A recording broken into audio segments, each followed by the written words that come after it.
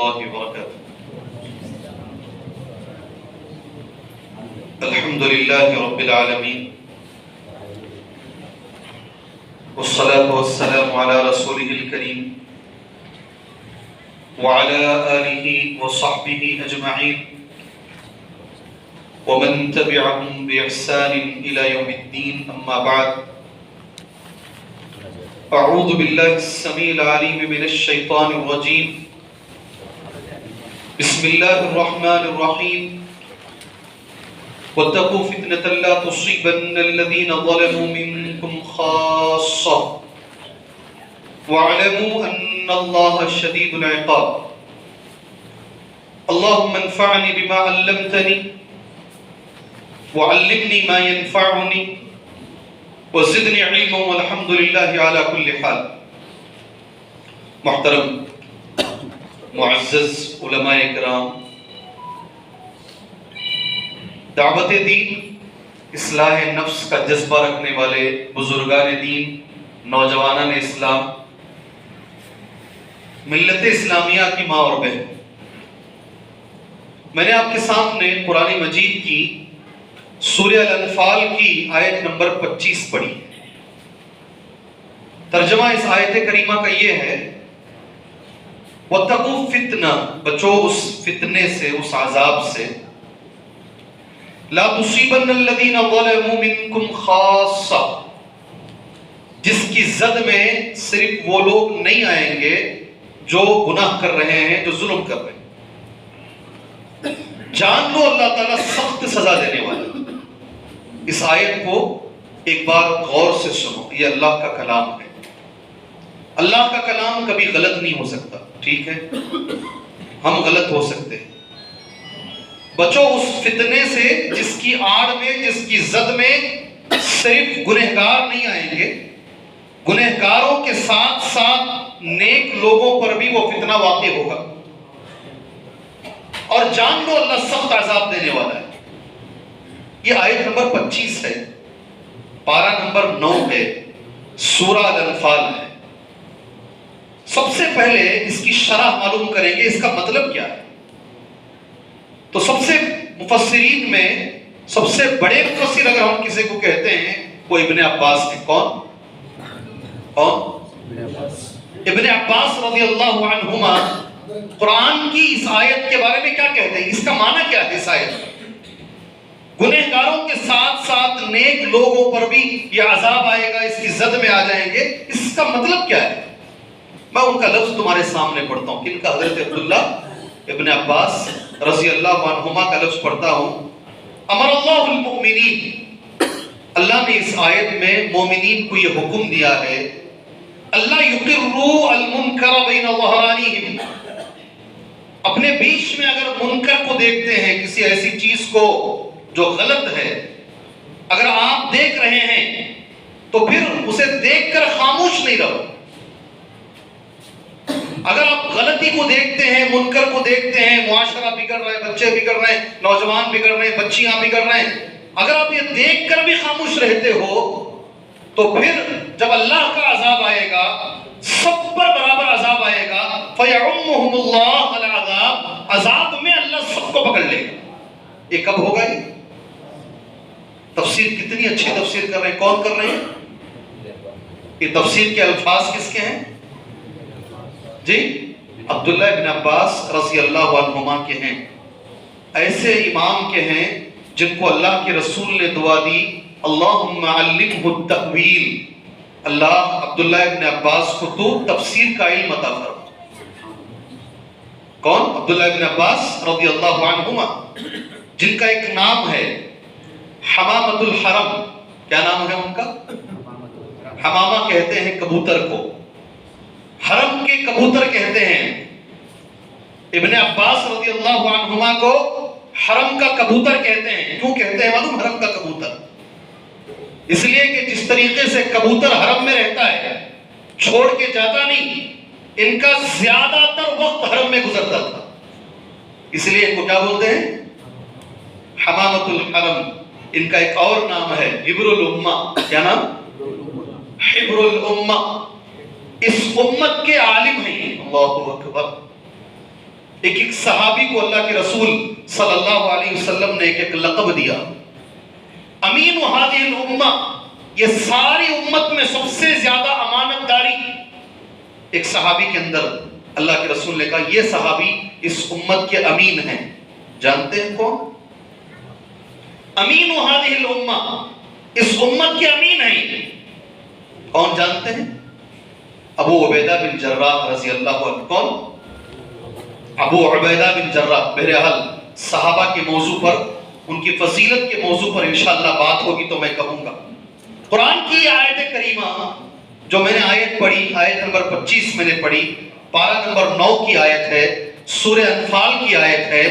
اللہ کے اس عذاب سے بچو، اس فتنے سے بچو جس کی آڑ میں گنہگاروں کے ساتھ ساتھ نیک لوگ بھی آ جائیں گے۔ اس کی شرح میں نے عبداللہ ابن عباس رضی اللہ تعالیٰ عنہما سے میں نے بیان کی کہ اگر اپنے بیچ میں گناہ ہوتے ہوئے دیکھو، خرابی ہوتے ہوئے دیکھو، خاموش مت رہو۔ اگر خاموش رہو گے یاد رکھو اللہ کے عذاب میں نیک لوگ بھی آ جائیں گے برے لوگوں کے ساتھ۔ ٹھیک ہے، میری بات سمجھ میں آئی بھائی میری بات سمجھ میں آئی؟ ایک حدیث پڑھتا ہوں میں، مسند احمد کی حدیث ہے۔ حدیث کے راوی ہیں عدی بن عمیرہ رضی اللہ عنہ۔ عدی بن عمیرہ رضی اللہ عنہ کہتے ہیں سمعت رسول اللہ صلی اللہ علیہ وسلم، میں نے اللہ کے رسول صلی اللہ علیہ وسلم کو فرماتے ہوئے سنا، ان اللہ عز وجل لا يعذب العام بعمل الخاص، بے شک اللہ تبارک و تعالیٰ کچھ لوگوں کی غلطی کی وجہ سے سب کو عذاب نہیں دیتا۔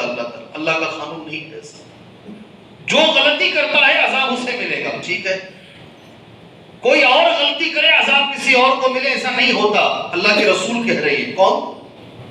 اللہ کے رسول کہہ رہے ہیں صلی اللہ علیہ وسلم، ان اللہ لا يعذب العام بعمل الخاص، خاص لوگوں کے عمل کی وجہ سے عام لوگوں کو عذاب نہیں آتا، مگر اللہ کا یہ قانون بدل جاتا ہے۔ اللہ اپنا قانون بدلتا ہے۔ کب قانون بدلتا ہے؟ اللہ کے رسول نے فرمایا صلی اللہ علیہ وسلم، حتی یروا المنکر بین ظہرانیہم، یہاں تک کہ لوگ منکر کو اپنے بیچ میں دیکھیں، غلطی ہو رہی ہے۔ سبحان اللہ۔ حدیث روک کر میں تمہارے سامنے ایک بات کہتا ہوں، معاشرہ بگڑ رہا ہے، نوجوان بگڑ رہے ہیں، بچیاں دوسروں کے ساتھ بھاگ رہی ہیں، عقیدے بگڑ رہے ہیں۔ سبحان اللہ، یہ ہم دیکھ رہے ہیں۔ اس کے باوجود بھی ہم نے اصول بنا لیا ہے، اپنا چھوڑو مت، دوسروں کو چھیڑو مت۔ کیا اصول ہمارا؟ تم نہ کہیں کو بھائی، تمہارا کام کرو چلو، تم نہ کہیں کوئی، ہمارا اصول ہے یہ۔ اگر ہم نے یہ اصول بنا لیا ہے، اور ہمارے استاد ایک بات بولتے، بڑی صحیح بات، کسی زمانے میں اگر کوئی بچہ کسی کنارے میں کوئی غلطی کرتا، کوئی بیڑی پی رہا ہے، کچھ بھی کر رہا ہے، کوئی شخص دیکھ لیا، آ کر گھر میں بولا تمہارا بچہ ایسا کر رہا ہے، گھر کے اندر سے باپ ہو یا ماں ہو یہ کہتے پہلے ایک مارنا تھا، خود مارنا تھا اسے، بعد میں آ کر بولنا تھا۔ یہ تھا یہ زمانہ تھا۔ آج کیا بولتے معلوم؟ تمہارا بچہ کون سا سیدھا ہے؟ اندر سے آواز کیا آتی ہے؟ اگر کسی کے بچے پہ انگلی اٹھائی جائے، کسی کی بچی پہ انگلی اٹھائی جائے، ماں باپ اپنے بچوں کے بارے میں سننا نہیں چاہتے، آج ہرگز نہیں سننا چاہتے۔ بھائی بھائی کا گھر جو جدا ہوتا ہے، بھائی بھائی کو بول دیا تو بھائی سن لیتا ہے، مگر بچوں کو بولا تو نہیں سنتا۔ گھر جدا ہونے کا سبب بچے ہیں۔ اتنی شے ہم دیتے ہیں، اتنا لاڑ ہم نے دیا ہے، سر پہ ہم نے چڑھایا ہے، آج بچے بگڑ رہے ہیں تو پھر روتے کیوں ہو؟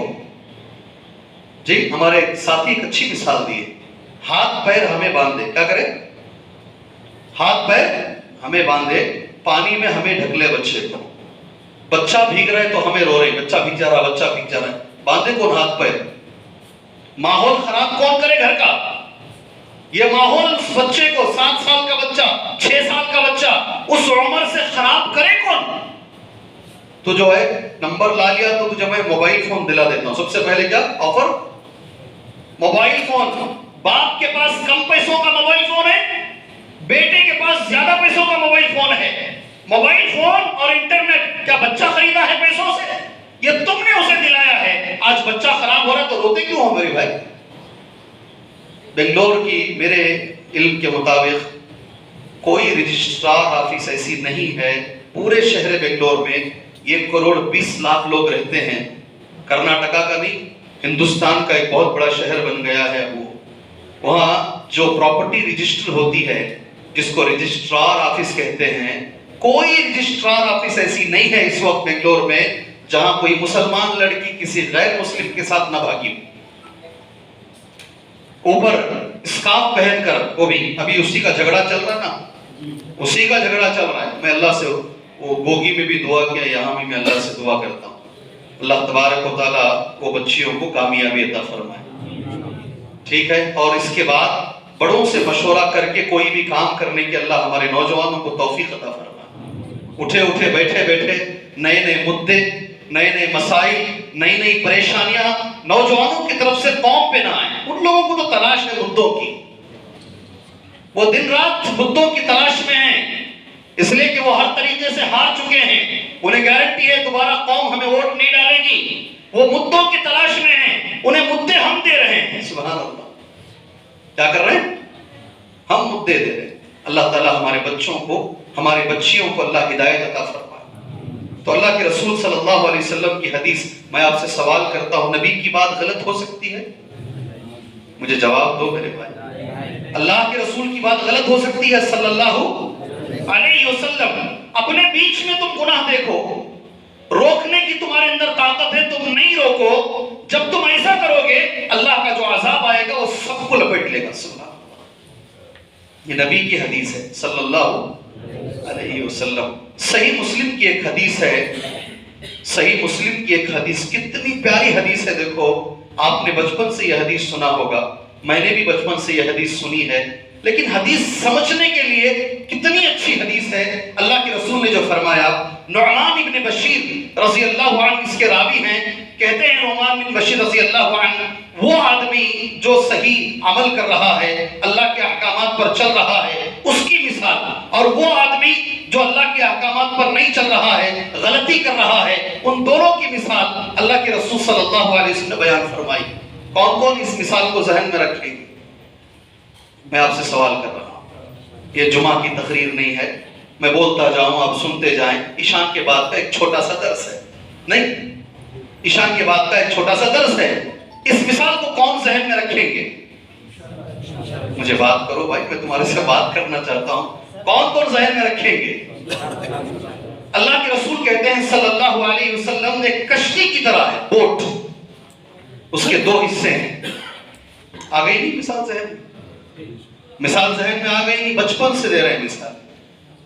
نیچے لوگوں کو پیاس لگی ہے، اوپر کے لوگ بہت بڑے لوگ ہیں، پانی ان کے پاس موجود ہے، پانی لینے کے لیے اوپر جاتے ہیں تو وہ پانی نہیں دیتے، وہ بہت تلاش کرنے کے بعد نیچے کیا کرتے ہیں؟ کشتی میں سوراخ ڈالتے ہیں۔ کہاں؟ کشتی میں سوراخ ڈالتے ہیں، پانی ضرورت ہے پانی کی، اور جب سوراخ ڈالیں گے تو کیا نیچے کے لوگ ہی مریں گے، اوپر کے نہیں مریں گے؟ صرف نیچے کے لوگ برباد ہوں گے، اوپر کے لوگ بچ جائیں گے۔ کیا یہ اللہ کے رسول کی مثال ہے صلی اللہ علیہ وسلم؟ اگر گناہ دیکھ رہے ہو، تم دیکھ رہے ہو کہ بچے خراب ہو رہے ہیں، تو پھر کوشش کرو۔ مجھے وہی عنوان دیا گیا ہے، بگڑتا ہوا معاشرہ اور ہماری ذمہ داری ہے۔ کیا عنوان ہے؟ بگڑتا ہوا معاشرہ اور ہماری ذمہ داریاں ہیں، اور میں اللہ کا شکریہ ادا کرتا ہوں، اللہ تعالیٰ ایک لمبے وقت سے مجھے اس جگہ پہ رکھا ہے شہر بنگلور کے اندر، جہاں بگڑتے ہوئے معاشرے کو بڑے قریب سے ہم دیکھ رہے ہیں کہ معاشرہ کس حد تک گر سکتا ہے، نوجوان کس حد تک گر سکتا ہے، بچی کس حد تک گر سکتی ہے، یہ ہماری آنکھوں سے ہم دیکھ رہے ہیں۔ سبحان اللہ۔ یہاں میں پھر ایک بار، اور اچھے بھی ہیں نوجوان، سارے لوگ خراب نہیں ہیں، مگر اچھے نوجوان کتنے ہیں وہ تمہیں مجھے بول، کتنے ہیں؟ کتنے ہیں بھائی؟ زیادہ ہیں کم ہیں؟ بہت کم ہیں، بہت کم ہیں۔ کچھ نوجوان ایسے بھی ہیں، میری دل سے دعا نکلتی ہے، انہیں دیکھ کر میرا تقویٰ بڑھتا ہے، انہیں دیکھ کر میرا ایمان بڑھتا ہے۔ کچھ نوجوان ایسے ہیں، ان کے ساتھ مل کر، علامہ ابن قیم کہا کرتے تھے رحمہ اللہ، ہم ابن تیمیہ سے ملتے ہیں تو ہمارا ایمان بڑھ جاتا ہے، ان کے ساتھ رہتے ہیں تو ہم چارج ہو جاتے ہیں۔ ایسے بھی نوجوان مگر بہت کم ہیں، اللہ تعالیٰ ان کی تعداد کو بڑھائے، اللہ یہ نوجوانوں کو ہمارے گھروں میں پیدا فرمائے۔ ہمارے بچوں کو اللہ تبارک و تعالیٰ ویسا بنائے. بہت سارے ہیں، بہت ساری مثالیں ہیں. یہ مثالوں کے بعد اب چلیے ہم اصل بات پر آتے ہیں. پتہ یہ چلا میرے بھائی کہ اگر گناہ دیکھو تو اسے روکنا ہمارے لیے ضروری ہے. اگر نہیں روکیں گے ہماری پوری سوسائٹی ایک ساتھ خراب ہو جائے گی. ایک چیز میں آپ سے کہوں گا، گوگی نا اس جگہ کا نام، گوگی میں ایک حدیث میں بولا تھا. وہ حدیث بول کر میں آگے جانا انشاءاللہ مناسب سمجھتا ہوں. اللہ کا عذاب اتنی بار آپ نے سنا ہے. اللہ کا عذاب کیا ہے؟ کس کو اللہ کا عذاب کہتے ہیں؟ سہل بن سعد رضی اللہ عنہ راوی حدیث ہیں. اللہ کے رسول صلی اللہ علیہ وسلم نے فرمایا 3 قسم کے عذابات اللہ تبارک و تعالیٰ کے آئیں گے. خسف، قذف، مسخ. 3 لفظ نبی کریم صلی اللہ علیہ وسلم نے استعمال فرمائے. خسف کہتے ہیں زمین ہلے گی، زلزلے آئیں گے، یہ اللہ تبارک و تعالیٰ کا عذاب آئے گا. دوسرا اللہ کے رسول نے فرمایا قذف، آسمان سے پتھروں کی بارش اتر سکتی ہے، یہ بھی عذاب کی ایک قسم ہے. تیسری قسم عذاب کی اللہ کے نبی نے فرمایا صلی اللہ علیہ وسلم مسخ، شکلوں کو بدل دے گا، یہ بھی اللہ تبارک و تعالیٰ کے عذاب کی ایک شکل ہے. مگر یہ کب ہوگا؟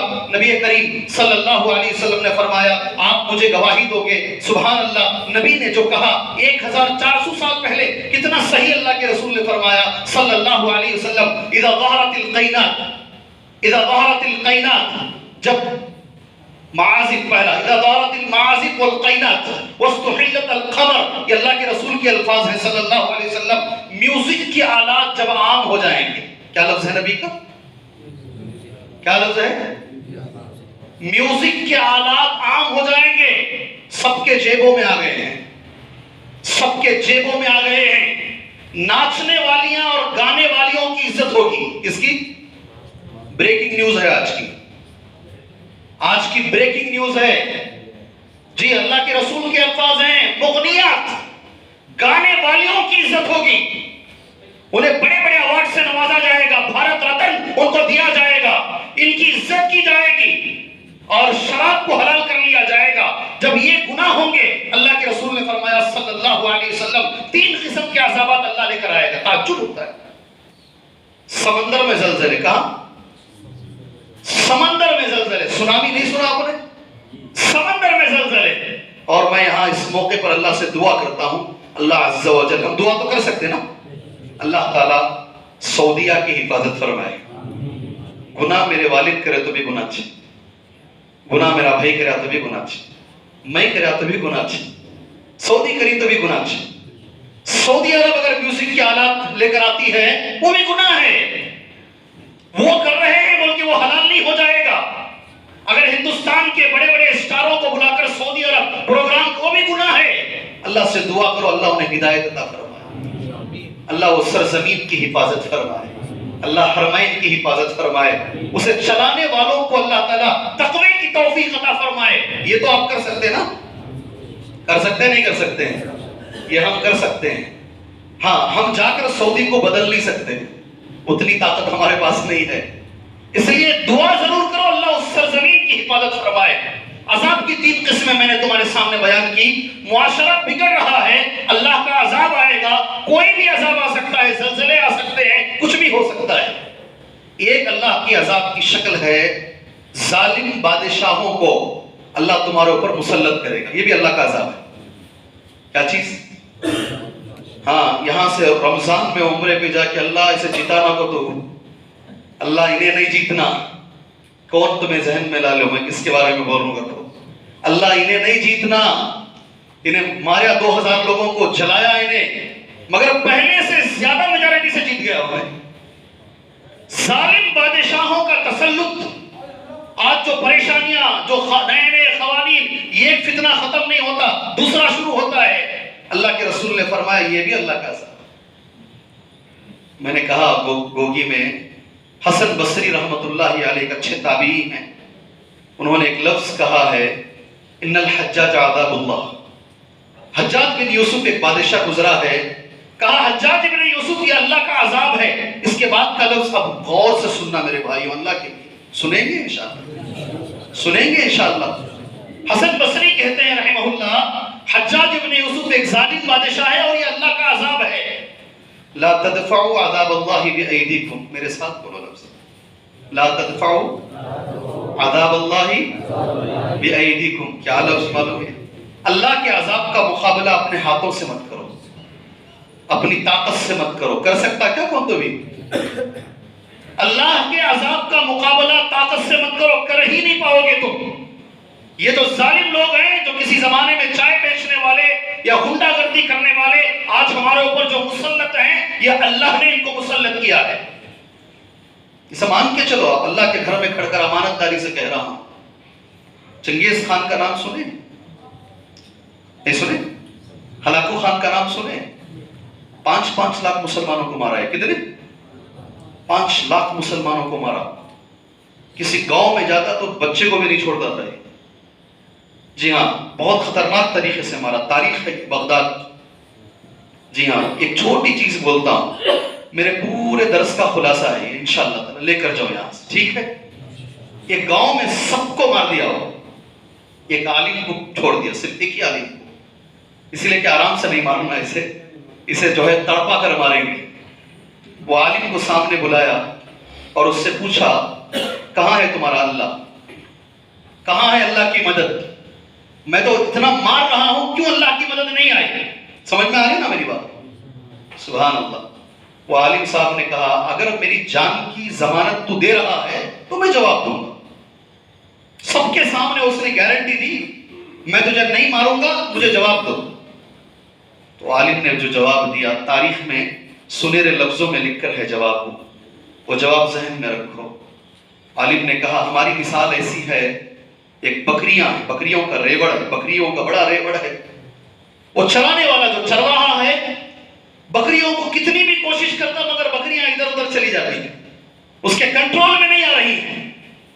تو چرانے والا کیا کرتا ہے، ذرا کتوں کو خرید کر، کس کو؟ بڑے کتوں کو خرید کر بکریوں کے لیے سائیڈ میں رکھتا ہے. کتوں کا مقصد کیا؟ بکریاں ادھر ادھر نہیں جانا. ہم اللہ کی بکریاں ہیں اور تم کتے ہو. اللہ نے تم کو ہمارے اوپر مسلط کیا ہے، ہم نے سیدھا راستہ چھوڑ دیا ہے جو اللہ کا ہے، اللہ کے رسول کا ہے، ہم نے چھوڑ دیا ہے. تمہارا کام یہ ہے کہ تم ہمیں سیدھے راستے پر لے کر آؤ. تمہاری وہی مثال ہے، جس دن ہم سیدھے راستے پر آ جائیں گے تمہارا کام ختم ہو گیا.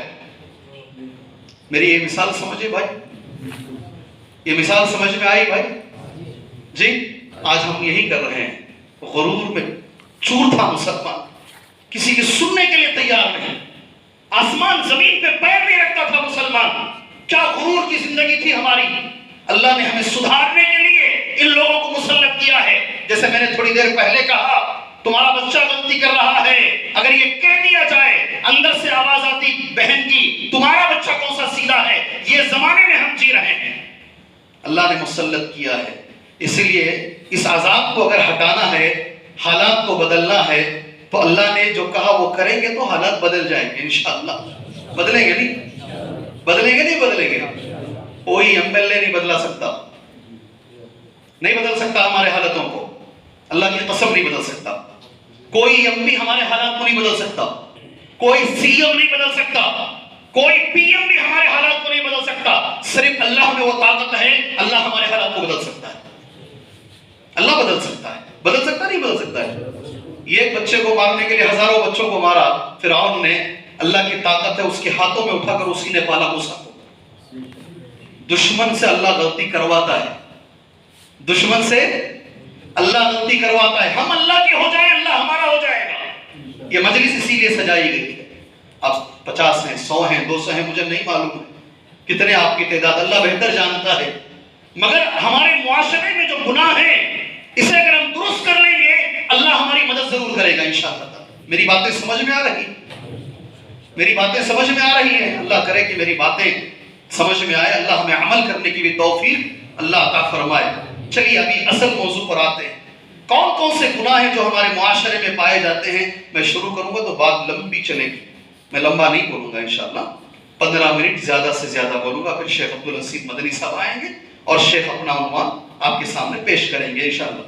مجھے برداشت کریں گے 15 منٹ؟ کیا بھائی مجھے برداشت کیے؟ 1 گھنٹے تک ماشاءاللہ. آپ اکیلے بیٹھیے، 1 گھنٹہ بھی بولوں گا جی انشاءاللہ. مجھے برداشت کریں گے انشاءاللہ. 15 منٹ غور سے سن لیجئے. خاص کر میرے نوجوان ساتھیوں، آپ سے میری گزارش ہے، یہ جو وقت ہے یہ دو کلچروں کی لڑائی کا وقت ہے. جی ہاں، ایک نارمل نوجوان داڑھی وڑی منہ لے کر ایک اسمارٹ بن کر گیا، اسے کوئی بھی کیا بھی مسئلہ نہیں ہے. داڑھی چھوڑ کر ٹخنے کے اوپر پیجامہ رکھ کر اگر وہ جاتا ہے تو یہاں کام نہیں مل رہا ہے، وہاں کام نہیں مل رہا ہے، امیگریشن میں گھور کے دیکھا جا رہا ہے، فلاں جگہ پہ کیا جا رہا ہے. اسکارف نہیں پہننے والی بچیاں، ان کے لیے مسئلہ ہی نہیں ہے، برقع پہننے والیوں کے لیے مسئلہ ہے. اس تہذیب کی لڑائی کے زمانے میں اے نوجوانوں، تم ادھر سے ہو یا ادھر سے ہو، مجھے بتاؤ. نہیں سمجھ میں آئی بات آپ کو بات سمجھ میں نہیں آئی. یہ لڑائی ہے تہذیب کی. مسلمانوں کو تو اللہ کی قسم کوئی ختم کر ہی نہیں سکتا. جو مسلمان یہودیوں کے راستے پہ چل رہا ہے اسے کوئی پریشانی نہیں ہے، جو نبی کے راستے پہ چل رہا ہے پریشانی اس کے لیے آ رہی ہے. اور آپ کو ایک بات بتاؤں، آج دنیا میں ہر قوم کو اپنے اپنے مذہب پر فخر ہے. سکھ اگر پرائم منسٹر بھی بنتا ہے پیٹھا پہن کے ہی بنتا انہیں، یہاں معمولی کام میں بھی داڑھی کٹا لاتا ہے انہیں. اگر وہ پرائم منسٹر بھی بن رہا ہے، 10 سال پرائم منسٹر رہتا ہے، ہاتھ کا کڑا نہیں نکالتا اور سر کے اوپر کا پیٹھا نہیں نکالتا ہے. نہیں جی، ہے نہیں ہے. 700 مرتے ہیں مگر قانون کو بدلتے ہیں، روڈ سے اٹھتے ہیں. اتنی طاقت ان کے اندر موجود ہے. آج کون سا دن ہے؟ آج کا دن کون سا ہے؟ اتوار کو چھٹی کس کی تہذیب ہے؟ اتوار کے دن چھٹی منانا کس کی تہذیب ہے؟ نصارہ کی. کیا طاقت ہے ان کی دیکھو. وہ چلے تو گئے یہاں سے مگر اپنی تہذیب یہاں چھوڑ کر گئے ہیں، اپنا کلچر یہاں چھوڑ کر گئے ہیں. ہم چھٹی بھی سنڈے کو مناتے ہیں. بچہ بھی اگر گورا پیدا ہو گیا، ہمارے لوگ کہتے ہیں انگریز کی طرح. کیسا بولتے ہیں؟ مثال کیا بولتے ہیں؟ انگریز کی طرح ہے. تو خالد بن ولید کی طرح ہے نہیں، تو مصعب بن عمیر کی طرح ہے نہیں، تو انگریز کی طرح ہے. اچھا، یہ ٹرین شریف جا رہی کیا جی؟ اچھا، ان کے جانے کا ٹائم ہے. سمجھے آپ؟ اس وقت میں آپ سے گزارش کرتا ہوں، ہر قوم کو اپنے اپنے مذہب پر اتنی پابندی ہے. یہودیوں کو تو مت پوچھو میرے بھائی، وقت نہیں ہے وہ تہذیب پر بولنے کا. کیا اپنے مذہب پر چلتے ہیں وہ لوگ. سارے لوگ جو دنیا میں ترقی کر رہے ہیں ان کو فخر ہے اپنے مذہب پر، تو ہمیں نہیں ہے. میرا سوال ہے، ہمیں نہیں ہے. اے نوجوانوں، آپ سے پوچھ رہا ہوں، ہمیں نہیں ہے. ہمیں ہمارے رسول کے طریقے میں فخر نہیں ہے. یہ لڑائی کا ٹائم ہے. اپنی تہذیب کو پابندی سے رکھو انشاءاللہ تعالی. اللہ کے رسول نے فرمایا صلی اللہ علیہ وسلم، یہ بولنے سے پہلے وعدہ لوں گا، کون کون اس حدیث پہ عمل کریں گے؟ بزرگوں آپ سے نہیں، نوجوانوں سے پوچھ رہا ہوں. نوجوان میرے بھائی ہاتھ اٹھاؤ. جھوٹا ہاتھ نہیں اٹھانا، پکا اٹھانا انشاءاللہ. ہماری تہذیب یہ ہے، اللہ کے رسول نے فرمایا صلی اللہ علیہ وسلم، عشاء کی نماز سے پہلے سونا نبی کریم صلی اللہ علیہ وسلم کو ناپسند ہے. عشاء کی نماز کے بعد بات کرنا نبی کو ناپسند ہے. موبائل میں الٹی سیدھی چیزیں دیکھنا جی، انٹرنیٹ کا غلط استعمال کرنا. ہاتھ تو اٹھا ڈالے، عمل کرتی کرو. اب کرتی کیا؟ آپ اٹھاؤ جی ہاتھ دیکھیے جی. بارک اللہ میرے بھائی، اللہ آپ کو جزائے خیر دے میرے بھائی، اللہ آپ کو جزائے خیر دے. اگر ٹھان لیے تو کوئی بڑی بات نہیں جی. نہیں کرنا بول کے ٹھان لیے، قوت ارادی آ گیا کہ میرے رسول سے بڑھ کر کچھ نہیں ہے انشاءاللہ. میرے رسول کی بات آ گئی سبحان اللہ، تو اس کے سامنے یہ موبائل کی کیا حیثیت ہے، یہ انٹرنیٹ کی کیا حیثیت ہے. انشاءاللہ میں عمل کر کے دکھاؤں گا انشاءاللہ. ضرور میرے بھائی، اپنے ڈی پی میں کبھی بھی الٹی سیدھی چیزوں کو مت رکھو انشاءاللہ. کیا کیا برائیاں ہیں، ایک مختصر جائزہ میں برائیوں کا آپ کے سامنے لیتا ہوں. اللہ سے دعا کرتا ہوں، یہ معاشرے کا بگاڑ ہے، اس بگاڑ کو اللہ دور فرمائے. سب سے پہلا جو بگاڑ ہے وہ ہے عقیدے کا بگاڑ. کون سا؟ اس سے چھوڑ کر ہماری بات چیت نہیں ہو سکتی. کون سا بگاڑ؟ عقیدے کا بگاڑ. اللہ سے میں دعا کرتا ہوں اللہ میرے اور آپ کے، اللہ سارے مسلمانوں کے عقیدوں کی حفاظت فرمائے. اللہ عقیدوں کی حفاظت. میرا ایک لفظ سنو غور سے، جو صاف پاک عقیدہ اللہ کے رسول لے کر آئے صلی اللہ علیہ وسلم، اس عقیدے پر اللہ ہمیں چلنے کی توفیق عطا فرمائے. اس سے ایک آگے کا لفظ کہتا ہوں، اہل سنت والجماعت کا جو عقیدہ ہے، کس کا؟ کیا بول رہے ہیں حضرت تمہیں؟ سوچ سمجھ کو بولو. اہل سنت والجماعت کا جو عقیدہ ہے، اللہ اس عقیدے پر ہمیں زندگی گزارنے کی توفیق عطا فرمائے. یہ دماغ خراب کر لیا تمہیں نہیں؟ کہ اہل سنت والجماعت بولے تو کون ہیں؟ صحابہ اکرام، صحابہ کا عقیدہ، تابعین کا عقیدہ، تبع تابعین کا عقیدہ. اللہ اس عقیدے پر ہمیں زندگی گزارنے کی توفیق عطا فرمائے. توحید میں کبھی کوئی کمپرومائز نہیں ہوگا. ایک حدیث بتاتا ہوں آپ کے سامنے انشاءاللہ. کتنی پیاری حدیث ہے. دیکھو پہلی بار جب یہ حدیث میں پڑھا میرا دل خوش ہو گیا الحمدللہ. جیسے میں نے کہا 15 منٹ میں اپنی بات میں کور کر لوں گا. سن لینا غور سے پوائنٹ کی شکل میں. اللہ کے رسول صلی اللہ علیہ وسلم سے ایک صحابی نے سوال کیا. وہ صحابی تھے بلحجین کے رہنے والے. یا رسول اللہ الی ما تدعو. کیا لفظ ہے؟ کیا لفظ ہے میرا؟ میں بولتا ہوا چلا گیا تو آپ نہیں سمجھیں گے. یا رسول اللہ الی ما تدعو، آپ کی دعوت کیا ہے؟ آپ کس چیز کی طرف دعوت دے رہے ہیں؟ اللہ اکبر. رسول اللہ سے ایک صحابی سوال کر رہے ہیں. آج کے بعد مرتے دم تک یہ رسول اللہ کی دعوت ہے جو صاف پاک دعوت، توحید کی دعوت. یہ حدیث میں ایک ایک لفظ تمہارے سامنے پڑھتا ہوں، اسے ذہن میں بٹھا لیجئے گا انشاءاللہ تعالی. ٹھیک ہے. اللہ کے رسول جواب دے رہے ہیں صلی اللہ علیہ وسلم. قال، نبی نے جواب دیا، ادعو الی اللہ وحدہ. میری دعوت ایک اللہ کی طرف ہے، توحید. میری دعوت ایک اللہ کی طرف ہے. گنو، انگلی پر گنو اسے. وہ اللہ کی طرف.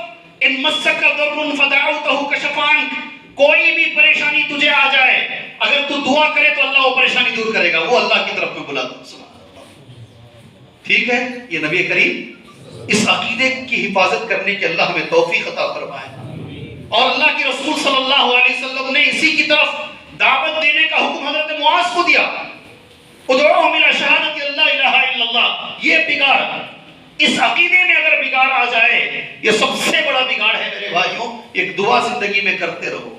مسجد کے امام صاحب آپ سے میں کہتا ہوں، ٹھیک ہے، اللہم انی اعوذ بک ان اشرک بک وانا اعلم واستغفرک لما لا اعلم. ایک دعا پڑھیں گے. اللہ کے رسول نے کہا صلی اللہ علیہ وسلم، اندھیری رات میں کالی چونٹی اگر چلتی ہے تو نظر آئے گی. اندھیری رات میں کالی چونٹی اگر چلتی ہے تو نظر آئے گی. ارے جواب دو بھائی. اس سے باریک شرک ہے. کب تمہاری زندگی میں اندر آ گیا تمہیں معلوم نہیں ہوگا. اللہ اکبر. کب خراب ہو گیا تمہارا عقیدہ تمہیں معلوم نہیں ہوگا. شرک سے بچنے کی دعا ہے. کون سی؟ یاد کریں گے. کون سی دعا سکھا رہا ہوں آپ کو میں؟ شرک سے بچنے کی دعا ہے. آیت نمبر 106 سورہ یوسف. اس آیت کی شرح میں علامہ ابن کثیر رحمہ اللہ نے صحیح سند کے ساتھ اس دعا کو پیش کیا ہے. آیت سنیں گے تو آپ حیران ہو جائیں گے. وَمَا يُؤْمِنُ أَكْثَرُهُمْ بِاللَّهِ إِلَّا وَهُمْ مُشْرِكُونَ. اکثر لوگ جو اپنے آپ کو مومن کہتے ہیں وہ مشرک. کون کہہ رہا ہے؟ اللہ کہہ رہا ہے. اکثر لوگ جو اپنے آپ کو یہ دعویٰ کرتے ہیں کہ وہ مومن ہیں وہ مشرک ہیں. سبحان اللہ. جی حیرانی ہو رہی نہیں ہو رہی؟ حیرانی ہو رہی نہیں ہو رہی؟ قرآن کی آیت بول رہا ہوں میں آپ کو. وَمَا يُؤْمِنُ أَكْثَرُهُمْ بِاللَّهِ إِلَّا وَهُمْ مُشْرِكُونَ. جس کے بارے میں اتری ہے آیت عقیدے کا مسئلہ ہے. آپ کے سامنے بتا کر بات آگے لے کر جاتا ہوں انشاءاللہ. دعا کون کون یاد کریں گے؟ یاد کر لیں گے تو میرا یادگیر کو آنا کامیاب، میری یادگیر کی وزٹ کامیاب انشاءاللہ. یاد کریں گے؟ چھوڑنا نہیں ان کو. حضرت مولوی صاحب کو چھوڑنا نہیں. اور جو میں ذمہ داران ہیں ادباً گزارش کرتا ہوں مسجد کے جماعت کے ذمہ داروں سے، آپ ماشاءاللہ بہت جلدی زیرکس بنا کر آپ مسجد میں رکھ دیجئے. جس کو چاہیں یہ دعا وہ لے کر جائیں اور یاد کریں انشاءاللہ. اللہم انی اعوذ بک ان اشرک بک وانا اعلم واستغفرک لما لا اعلم. اے اللہ تبارک و تعالیٰ میں تیری پناہ میں آتا ہوں اس شرک سے جو میں نے جان بوجھ کر کیا. اللہ اکبر. اور میں معافی چاہتا ہوں اس شرک سے جو میں نے انجانے میں کیا ہے. اللہم انی اعوذ بک ان اشرک بک وانا اعلم واستغفرک لما لا اعلم. جو لوگ ریکارڈ کر رہے ہیں ان سے میں کہوں گا اتنا ہی کلپ نکال کر بھی اگر آپ لوگوں کو دے دیں گے دعا یاد ہو جائے گی. یہ کلپ خالی دعا کی کلپ بھی نکال کر اگر آپ لوگوں کے حوالے کریں گے تو دعا یاد ہو جائے گی انشاءاللہ تبارک و تعالیٰ. کن لوگوں کے بارے میں اللہ نے کہا ہے یہ عقیدے کا بگاڑ ہے. اکثر لوگ جو اپنے آپ کو مومن کہتے ہیں در حقیقت وہ مومن نہیں ہیں. ایک لفظ بولوں گا بات آگے لے کر جاتا ہوں انشاءاللہ تبارک. اللہ ہمیں توفیق دے عمل کرنے کی انشاءاللہ. اللہ ہمیں عمل کی توفیق دے. ابھی ہم کار میں آ رہے تھے، ایک ساتھی کو میں نے یہ حدیث بیان کی. ابن کثیر کھول کے پڑھ کے میں نے یہ حدیث بیان کی. حذیفہ رضی اللہ عنہ ایک مریض کو دیکھنے کے لیے جاتے ہیں، ایک بیمار کو دیکھنے کے لیے جاتے ہیں، اس بیمار کے یہاں پر کندھے پر ایک دھاگا بندھا ہوا ہے. کیا دھاگا بندھا ہوا ہے؟ ہم تو دیکھ کر بھی کچھ بولتے نہیں. یہ بگاڑ ہے عقیدے کا، معاشرے کا بگاڑ. آپ نے مجھے عنوان دیا نہیں، یہ بگاڑ ہے عقیدے کا، دھاگا بندھا ہوا ہے. حضرت حذیفہ کیا کرتے جانتے ہیں؟ آگے بڑھ کر اس کو کاٹتے ہیں، اس دھاگے کو کاٹتے ہیں اور قرآن کی آیت اس کے سامنے پڑھتے ہیں. اکثر لوگ جو اپنے آپ کو مومن کہتے ہیں وہ مشرک ہیں. اللہ اکبر. یہ باندھنے والوں کے بارے میں کس نے پڑھا ہے؟ کون پڑھ رہے ہیں؟ یہ ایک صحابی پڑھ رہے ہیں، صحابی رسول پڑھ رہے ہیں. سبحان اللہ. اکثر لوگ پہلی بار 19 سال پہلے مسجد رحمانی میں درس قرآن دینے کے لیے جب یہ آیت میں کھول کے پڑھا، میرے دل میں بڑا سکون ملا، مجھے بڑا سکون ملا. ابن مسعود رضی اللہ عنہ کے بارے میں صحیح حدیث ہے. ابن مسعود، غور سے سننا، یہ ہماری زندگی بھر کام آئے گی چیز، یہ عقیدے کے بگاڑ میں کام آئے گی انشاءاللہ تعالی. سنیں گے انشاءاللہ. ابن مسعود رضی اللہ عنہ جب بھی گھر کے اندر آتے، باہر کھڑے ہو کر پہلے کھکارتے. کیا کرتے؟ تاکہ اندر کی جو عورتیں ہیں اپنے آپ کو صحیح کر لے، درست کر لے. ایک دن ابن مسعود آئے اور کھکارے تو ابن مسعود رضی اللہ عنہ کی بیوی کہتی ہے، ان کا نام ہے زینب رضی اللہ عنہ. ایک عورت تھی جو میرے اوپر رخیہ کر رہی تھی، پڑھ کے پھونک رہی تھی. جیسے ہی ابن مسعود اندر آئے، میں نے اس عورت کو پلنگ کے نیچے چھپا دیا، سریر کے نیچے. میرے گلے میں ایک دھاگا تھا. ابن مسعود رضی اللہ عنہ آ کر میرے بازو بیٹھے. انہوں نے کہا یہ دھاگا کیا ہے؟ اور میرا خاندان، یہ لفظ ہے، ابن مسعود کا خاندان شرک سے بیزار ہے، تم نے یہ دھاگا کیوں پہنا ہے؟ غور سے سنو. ٹھیک ہے، آگے بڑھے، اسے کاٹے ابن مسعود رضی اللہ عنہ. بیوی تھی نا، خواتین بھی ہے نا اوپر، عورتیں ہیں نا اوپر. بیوی خاموش نہیں بیٹھی، ناراض ہو گئی بیوی. بیوی نے کہا تم کیوں ایسا بولتے ہو؟ میری آنکھ میں اتنی تکلیف ہے، مجھے ایسا لگتا ہے کوئی چبا رہا ہے آنکھ کے اندر. اور یہ جب دھاگا پہنتی ہوں، کوئی پڑھ کے مجھے پھونکتا ہے تو میری آنکھ میں سکون ملتا ہے. کون کہہ رہی ہے؟ آپ مسکرا رہے ہیں، یہ مسکرا رہے ہیں آپ. ابن مسعود کی بیوی کہہ رہی ہے رضی اللہ عنہ. ابن مسعود نے جو جواب دیا، مجھے دل کو بڑا سکون ملا. آپ کو بھی ملے گا سکون. سنیں گے جواب سنیں گے. کہا ارے نادان عورت، تو کیا سمجھتی ہے یہ دھاگا تجھے شفا دے رہا؟ یہ دھاگا شفا نہیں دے رہا ہے، شیطان تیری آنکھ میں بیٹھ گیا ہے، وہ تجھے چبا رہا ہے. وہ چاہتا ہے کہ تو شرک کرے، ایسے الٹی چیزیں ڈال لے. جب تو یہ دھاگے ایسی چیزیں ڈال لیتی ہے، شیطان خاموش ہو جاتا ہے اور تجھے یہ لگتا ہے کہ تجھے شفا مل رہی ہے. یہ شفا نہیں ہے، یہ تو یہ کر بس، اللہم رب الناس اذہب الباس، یہ پڑھ لے، اللہ تجھے شفا دے گا. سکون ملا نہیں ملا جی؟ سکون ملا نہیں ملا؟ جب گواہی دو. حلق خراب ہونے کے باوجود چیخ مار کے بول رہا ہوں جی، سکون ملا نہیں ملا جی؟ یہ عقیدے کے بگاڑ کے بارے میں ایک لفظ صرف کہوں گا بگاڑ پر، پھر اس کے بعد فحش اور پردے پر. شیخ بھی ماشاءاللہ آ چکے ہیں اور مجھے حکم یہ ہے، شیخ کو دیکھو اور خاموش رہ جاؤ، اپنے بیان کو ختم کرو. شیخ اس کے بعد انشاءاللہ بیان کریں گے. ایک چیز میں کہہ دیتا ہوں انشاءاللہ، ٹھیک ہے؟ اس پر عمل کرنا. حکم سر اور آنکھوں پر، حکم سر اور آنکھوں پر انشاءاللہ، ٹھیک ہے؟ ایک اور چیز بتاتا ہوں. الطیرۃ الشرک، کیا لفظ ہے؟ بولو. الطیرۃ، کسی چیز کو زندگی میں منحوس نہیں سمجھنا، یہ بھی عقیدے کا بگاڑ ہے. جی ہاں. اب میں اور ذرا کھل کو آتا ہوں. پتہ نہیں صبح میں کس کی صورت دیکھیں،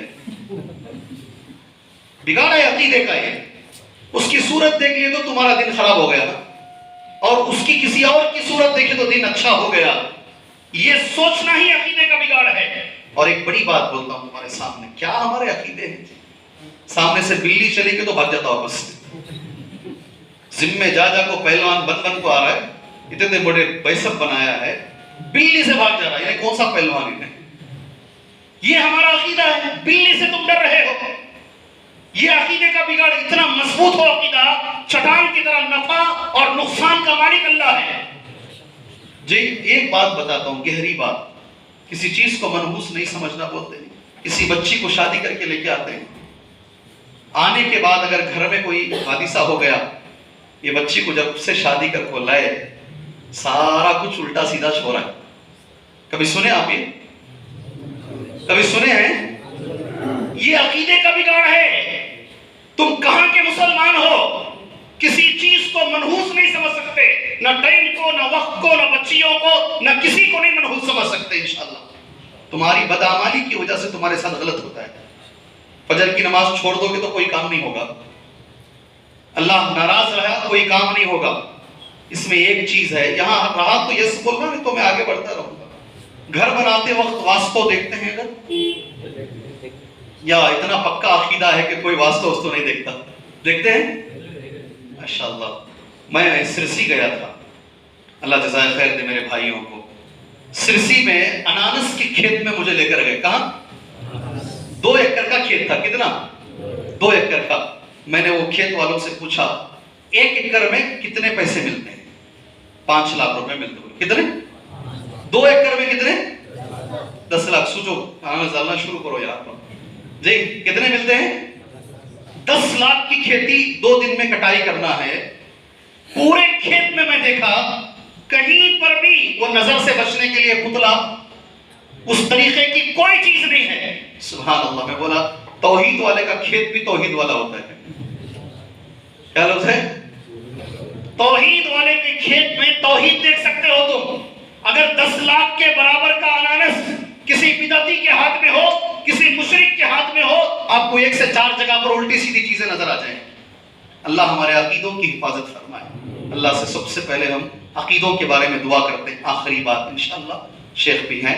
دوسرا جو بگاڑ ہے، جو سب سے اہم بگاڑ ہے میرے بھائی، میں 3 باتیں تمہارے سامنے کہتا ہوں، ذہن میں بٹھا لینا انشاءاللہ.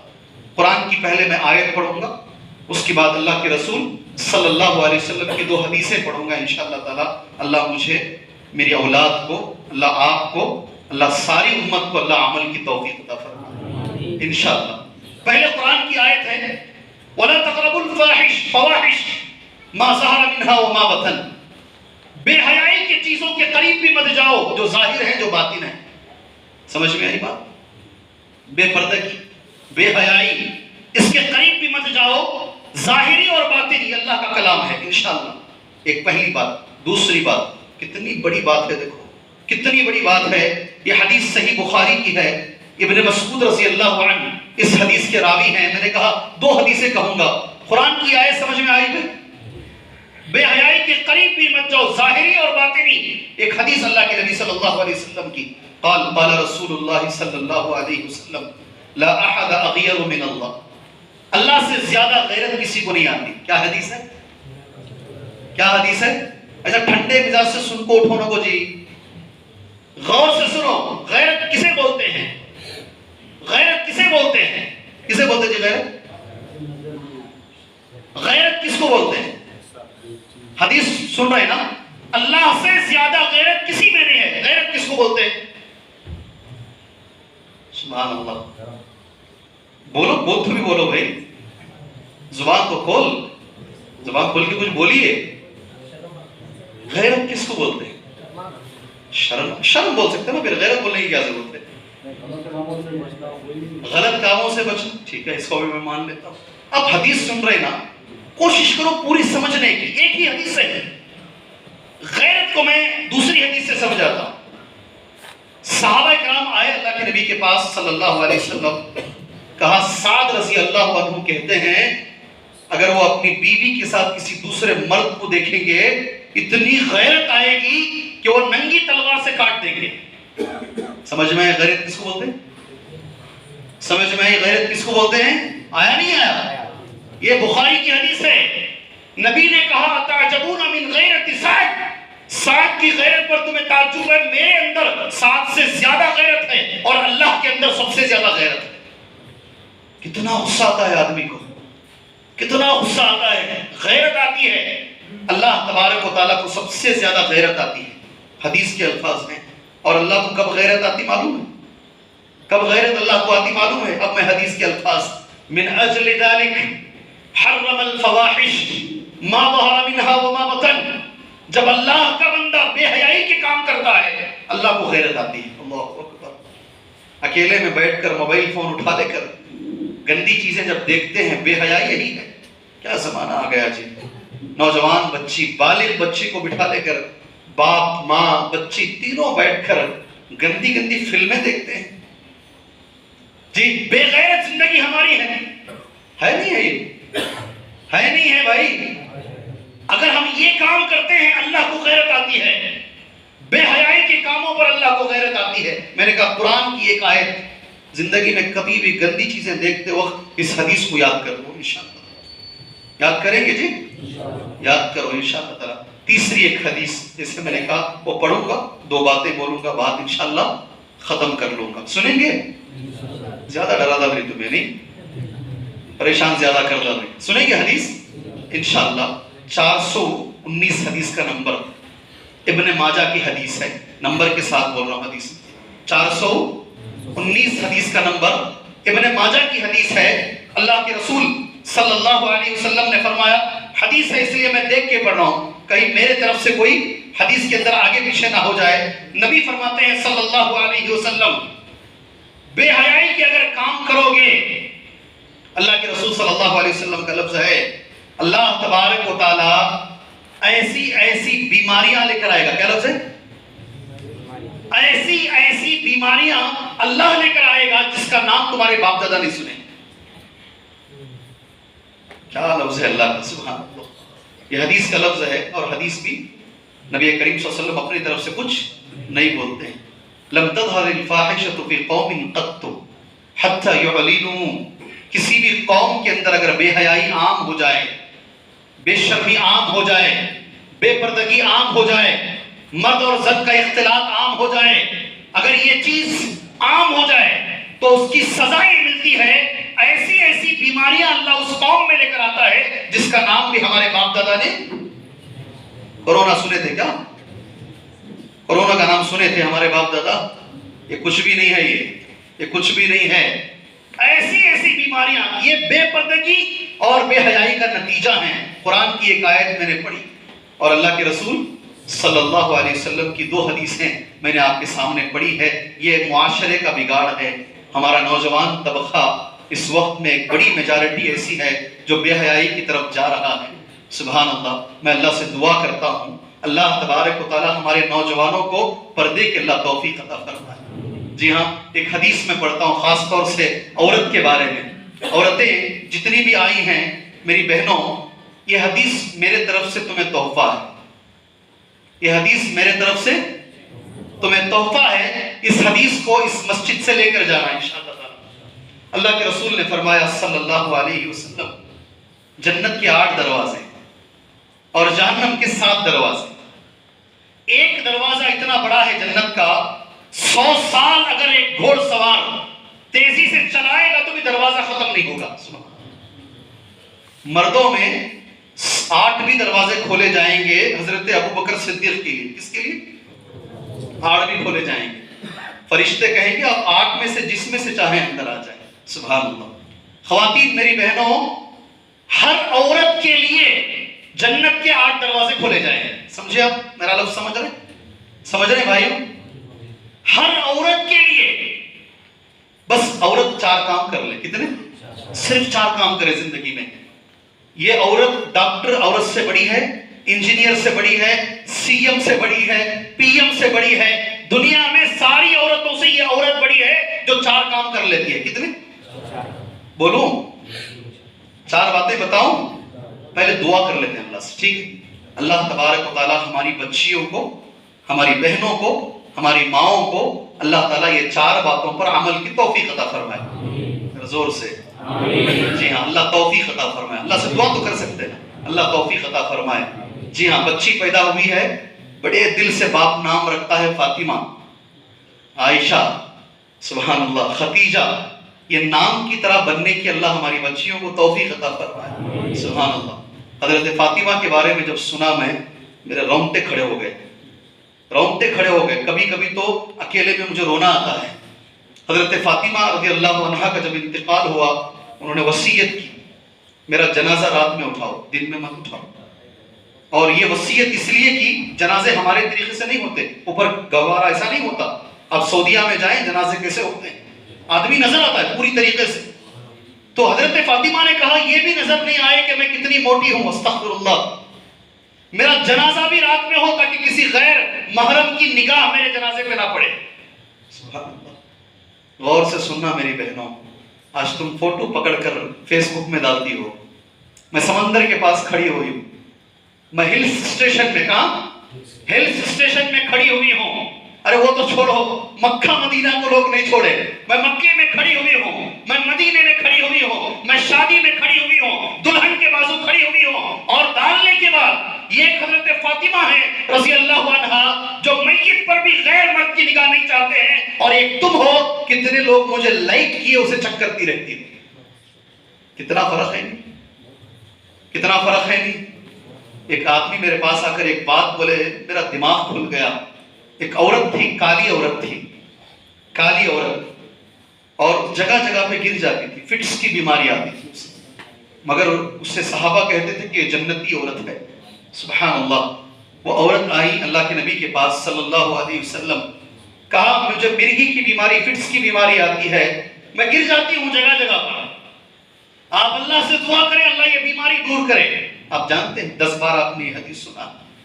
ٹھیک ہے، اللہ کے رسول نے 2 آپشن دیے، اگر تم چاہی تو میں دعا کروں گا اللہ یہ بیماری دور کرے گا، اگر تم چاہی تو یہ بیماری رہنے دو، اس کے بدلے اللہ تمہیں جنت دے گا. سبحان اللہ. صحابی تھے نا، ہم ہوتے تو بولتے ہیں نہیں بیماری دور کرنے کی دعا کرو. صحابیہ تھی رضی اللہ عنہا، کہا اللہ کے رسول بیماری رہنے دے مگر ایک درخواست ہے، ایک درخواست ہے. سنو، غور سے سنو میری ماں بہنوں، غور سے سنو. جب میں بے ہوش ہوتی ہوں، جب میں گر جاتی ہوں تو میرے کپڑے کیا ہوتے ہیں مجھے نہیں معلوم ہوتا. آپ اللہ سے یہ دعا کریں جب میں بے ہوش ہوتی ہوں اللہ میرے پردے کی حفاظت فرمائے. میرا سوال یہ ہے، وہ بے ہوش میں بھی پردے کا خیال کر رہی ہیں، آج کی بہنیں ہوش میں بھی بے پردہ ہیں. نہیں سمجھ میں آئی بات؟ وہ صحابیہ بے ہوش میں بھی دعا کی درخواست. سبحان اللہ. وہ 4 چیزیں سنیں گے، سنیں گے 4 چیزیں، یا بات ختم کروں؟ انشاءاللہ ذہن میں رکھیں گے اسے. اللہ میری بہنوں کو اس پر عمل کی توفیق دے. سبحان اللہ. اذا صلت خمسہا، یہ نبی کے الفاظ ہیں، پہلا لفظ. 4 میں پہلا لفظ. 5 وقت کی نماز بچی ہمیشہ پڑھے. اذان کے بعد کبھی کسی کو بولنے کی ضرورت نہیں پڑے، بھئی نماز پڑھ لو، نماز کا ٹائم ہو گیا ہے. اتنا شوق رہے بچی میں کہ وہ خود آگے بڑھ کر نماز پڑھے. سبحان اللہ. ایک چیز ہو گئی. دوسری چیز صامت شہرہا، 1 مہینے کے روزے ہمیشہ رکھے. ٹھیک ہے، اکثر لوگ شکایت کرتے ہیں مسجد میں عورتوں کی جگہ پر جگہ نہیں ہے. یہ 2 چیزوں میں ماشاءاللہ عورتیں آگے ہیں. اللہ میری بہنوں کو آگے رکھے. کتنی ہوئی؟ 4 میں 2 باتیں. کیا ہے پہلی چیز؟ دوسری چیز روزہ، ماشاءاللہ. تیسری چیز اطاعت زوجہا، ساری زندگی بھر شوہر کی اطاعت کرے. اللہ اکبر. کبھی شوہر بیوی کی وجہ سے اکیلے میں بیٹھ کے رونا نہیں، کبھی شوہر کا دل نہ دکھائیں، ساری زندگی بھر شوہر کی اطاعت کریں. سبحان اللہ. کتنی باتیں ہوئی؟ 3. چوتھی بات، اب یہ میرے موضوع سے تعلق رکھتی ہے بات. حفظت فرجہا، جان چلی جائے مگر عزت پہ داغ آنے نہ دے. جی، اپنے دامن پر داغ آنے نہ دے، اپنی عزت کی ہمیشہ حفاظت کرے. اللہ اکبر. عزت کی حفاظت. عورت کی وجہ سے قوم کا نام نیچے نہ ہو، باپ کا نام نیچے نہ ہو، خاندان کا نام نیچے نہ ہو. ایسی بن کے دکھائیں، اللہ تمہارے لیے جنت کے 8 دروازے کھولے گا. اللہ اکبر. 4 ہی باتیں آرام سے کر سکتے ہیں. جی ہاں، کالر ہلا کر باپ بولتا ہے میری بچی ڈاکٹر ہے. یہ 4 چیزیں ہیں کہ چیک کر لو پہلے. تھرمامیٹر یہ ہے، اسے چیک کرو. یہ 4 نہیں تو تم کالر بھی ہلاؤ، جو چاہے ہلاؤ. اگر یہ 4 نہیں ہے تم کچھ بھی بنا لو تمہاری بچیوں کو، تم بیکار ہو، ناکام ہو اور بیکار باپ ہو تم. انشاءاللہ یاد رکھو. 4 باتیں ضرور بچیوں کے اندر لے کر آؤ. اللہ سے دعا کرتا ہوں اللہ تعالیٰ ہمارے معاشرے کی حفاظت فرمائے، اللہ ہماری بچیوں کی حفاظت فرمائے، اللہ ہمارے نوجوانوں کی اللہ تبارک و تعالیٰ حفاظت فرمائے. اللہ تبارک و تعالیٰ دین پر ہمیں چلنے کی توفیق عطا فرمائے. اللہ دین سے ہمیں عزت عطا فرمائے. اللہ حالات کو تبدیل فرمائے. اللہ مسلمانوں کے لیے اچھے حالات بنائے. اس ملک میں شریعت کے مطابق زندگی گزارنے کی اللہ ہمیں توفیق عطا فرمائے. اللہ دشمنوں کے لیے اللہ کافی ہو جائے. اللہ تبارک و تعالیٰ جو بھی میرے بھائی بیمار ہیں اللہ سب کو شفا عطا فرمائے. خاص طور سے میرے دل سے دعا ہے، آپ بھی دعا کرنا. سب سے بڑی بیماری اس دنیا کی شرک ہے. شرک ہے، اللہ اس بیماری سے میرے ہر مسلمان بھائی کو بچائے۔ اللہ تبارک و تعالیٰ بدعت جیسی بیماری سے اللہ ہر مسلمان کو بچائے۔ اللہ ہر مسلمان کو اللہ توحید کی دولت عطا فرمائے۔ اللہ ہر مسلمان کو اتباع سنت کی دولت عطا فرمائے۔ اللہ ہر مسلمان کو ایسے عمل کی توفیق دے جس سے اللہ راضی ہو، نبی کے طریقے پر ہو، اخلاص بھی شامل ہو۔ آمین۔ وصلی اللہ علی النبی الکریم۔ السلام علیکم ورحمۃ اللہ وبرکاتہ۔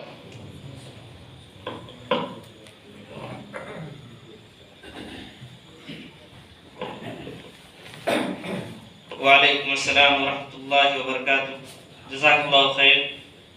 یہ تھے فضیلت الشیخ عبد القدیر عمری حفظہ اللہ، جن کے خطاب سے آپ سامعین محظوظ ہو رہے تھے۔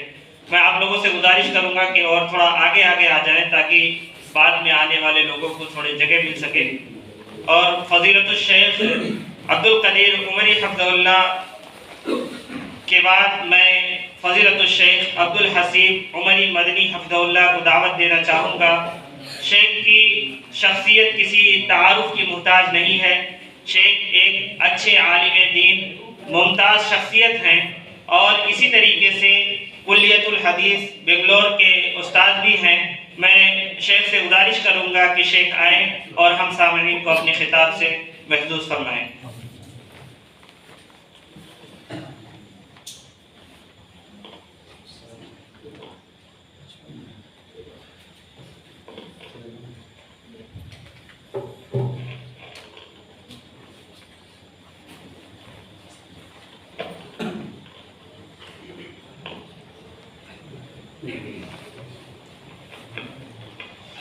الحمد لله رب العالمين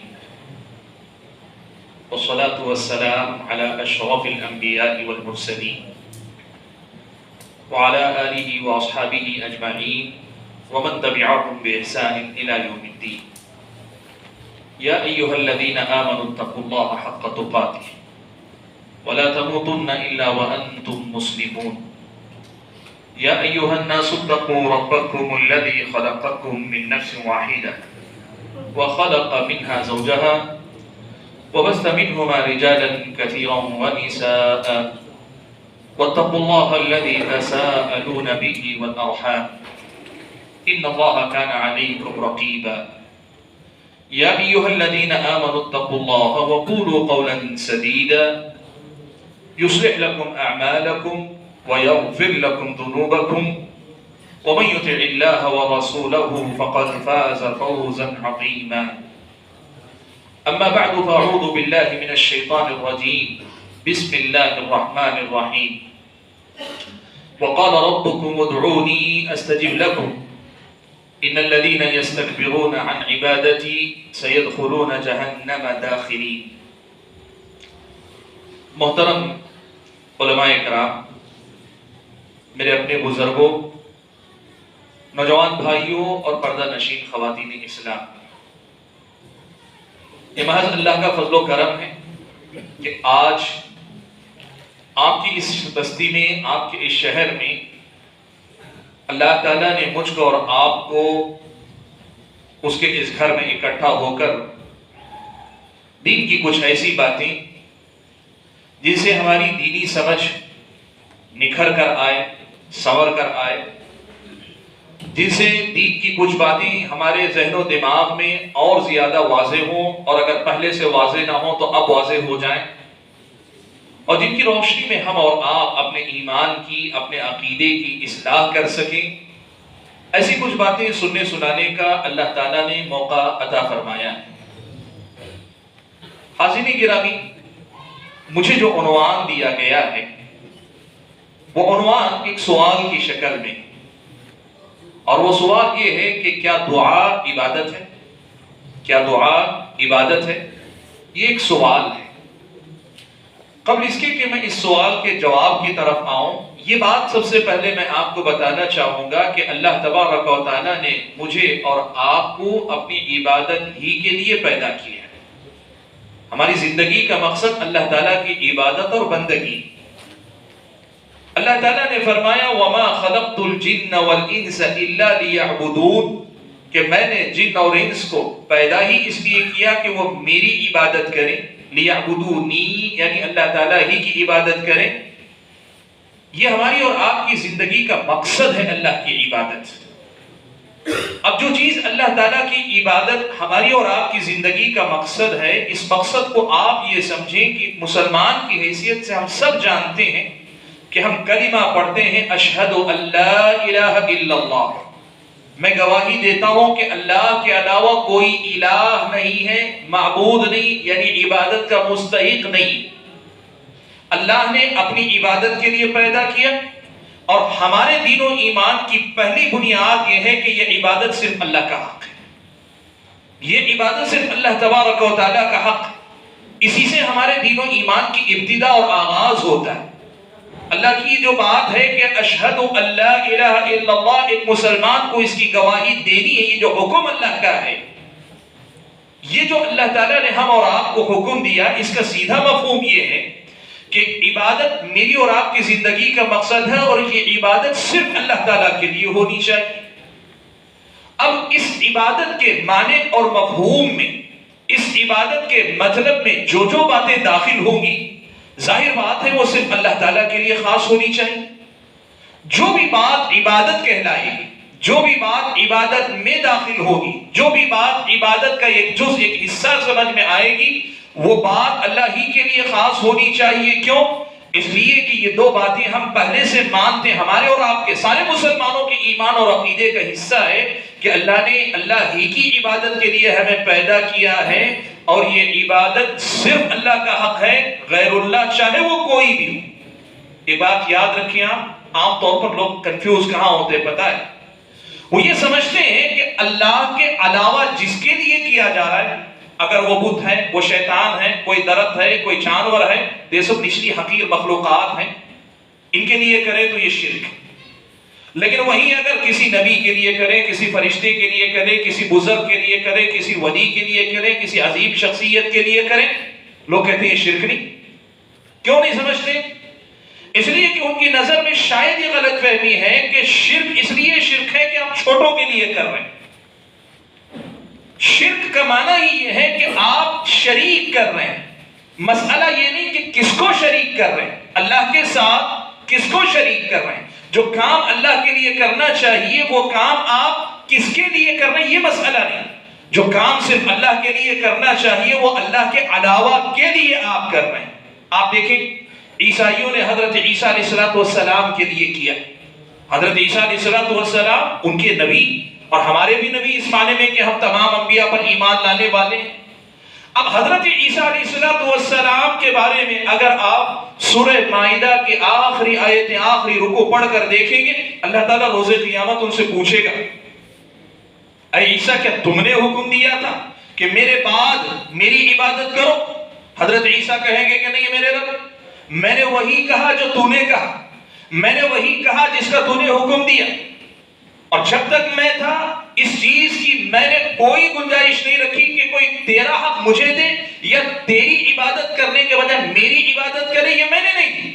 میری وفات کے بعد اب تو ہی گواہ ہے کہ ان کے اندر یہ کہاں سے چیز چلی آئی. مسئلہ کیا بتانا چاہتا ہوں، اگر شرک اس لیے برا ہوتا کہ آپ اللہ کے ساتھ کسی جانور کو، کسی پرندے کو، کسی درخت کو، یا کسی بت کو، کسی پتھر کو، کسی آستانے کو، فلاں کو کرنا اس لیے شرک ہوتا، تو حضرت عیسیٰ کے ساتھ شرک کرنے والی بات نہ نہیں ہوتی نا. اللہ نے پوچھا کیوں وہاں پر؟ یہ پہلی بات آپ اور میں سمجھیں، یہ بنیادی مسئلہ ہم اور آپ سمجھیں. پیارے نبی صلی اللہ علیہ وسلم کے مقام کا کیا کہنا؟ اللہ تبارک و تعالیٰ کے بعد کائنات کی سب سے عظیم ہستی پیارے نبی صلی اللہ علیہ وسلم. یہ ہم سب مسلمانوں کا ایمان و عقیدہ. بعد از خدا بزرگ توئی، قصہ مختصر آپ ہی ہیں، اللہ کے بعد آپ ہی کا مقام. اللہ کے نبی کے بعد اللہ کے دیگر انبیاء کا مقام ہے. انبیاء علیہ السلام، حضرت نوح، حضرت ابراہیم، حضرت موسیٰ، حضرت عیسیٰ، پیارے نبی محمد اولو العزم من الرسل، اور ان کے علاوہ بھی جتنے انبیاء سارے انبیاء کا مقام بہت اونچا.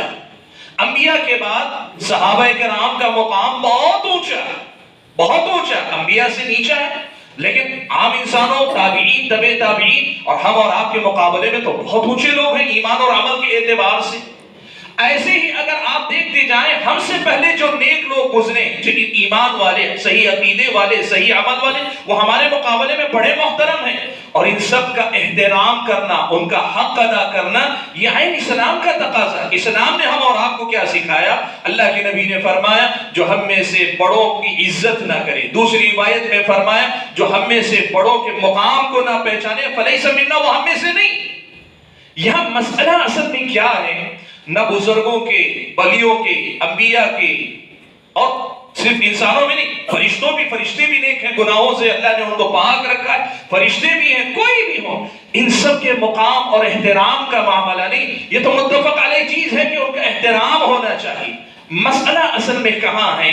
مسئلہ اصل میں اس مسئلہ یہاں آ کر رکتا ہے کہ کیا اس احترام کا مطلب یہ ہے کہ ہم انہیں وہ چیزیں دینے لگے جو اللہ تعالیٰ کی عبادت کے دائرے میں داخل ہوتی، جو چیزیں اللہ کی عبادت قرار پاتی ہیں، اور میں سے کوئی چیز اگر ان کو دیں گے تو یہ نہیں دیکھا جائے گا کہ آپ کن کو دے رہے ہیں، ان کا احترام ہے، ان کا مقام ہے، ان کے حقوق ہیں، لیکن جو حق اللہ تعالیٰ کا تھا وہ غیر اللہ کی طرف نہیں جانا چاہیے۔ یہی اصل میں شرک ہے، اور اسی سے اللہ تبارک و تعالیٰ نے بچنے کی تلقین کی۔ میں آپ کو بتاؤں، یہ جو لوگ سمجھتے ہیں کہ شرک اس وقت شرک ہے جب آپ کسی کمتر کے ساتھ کریں، سورہ نوح اگر آپ پڑھیں گے، اللہ تعالیٰ نے قوم نوح کا تذکرہ کیا۔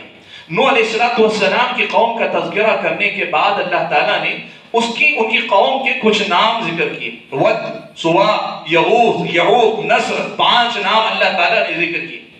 حضرت ابن عباس رضی اللہ تعالیٰ عنہما بیان کرتے ہیں یہ 5 نام بظاہر بتوں کے نام لگتے ہیں نا، یہ ان کی قوم کے نیک لوگ تھے، یہ ان کی قوم کے نیک لوگ تھے کہ ان لوگوں کے، نیک لوگوں کے گزر جانے کے بعد شیطان نے پہلے کہا کہ ان نیک لوگوں کی تصویریں بناؤ، ان کی فوٹو بناؤ، یا ان لوگوں کو زندہ رکھو، اپنے درمیان ان کو زندہ رکھو۔ کیسے زندہ رکھیں گے؟ وہ تو چلے گئے اس دنیا سے، ان کو زندہ رکھنے کا طریقہ ان کی تصویر بناؤ، ان کا اسٹیچو بناؤ، ان کو بناؤ۔ اور پہلی نسل کو صرف اتنا کہا شیطان نے کہ یہ تمہارے محترم لوگ ہیں، قابل احترام لوگ ہیں۔ اور جب یہ نسل گزر گئی، اگلی نسل آئی یا اگلی نسلیں آئیں، تو شیطان نے اگلی نسلوں کے دل میں ڈالا کہ یہ جو لوگ ہیں نا، یہ جو تصویروں میں جن کو دیکھتے ہو، اسٹیچو میں جن کو دیکھتے ہو، جن کو تمہارے آبا و اجداد نے بڑی عزت و احترام کے ساتھ رکھا، اس لیے رکھا ہے کہ یہ اللہ کے بڑے نیک لوگ تھے، اور جب ان کو اللہ تک پہنچنا ہوتا تھا تو ان تک پہنچتے تھے، یہ انہیں اللہ تک پہنچا دیتے تھے۔ یہ آپ جو ہے حضرت ابن عباس رضی اللہ تعالیٰ عنہما کی تفسیر ہے۔ حضرت ابن عباس رضی اللہ تعالیٰ عنہما نے یہ تفسیر بیان کی ہے، سورہ نوح میں جا کر آپ قرآن پڑھ کر دیکھیے، معلوم کیا ہوا؟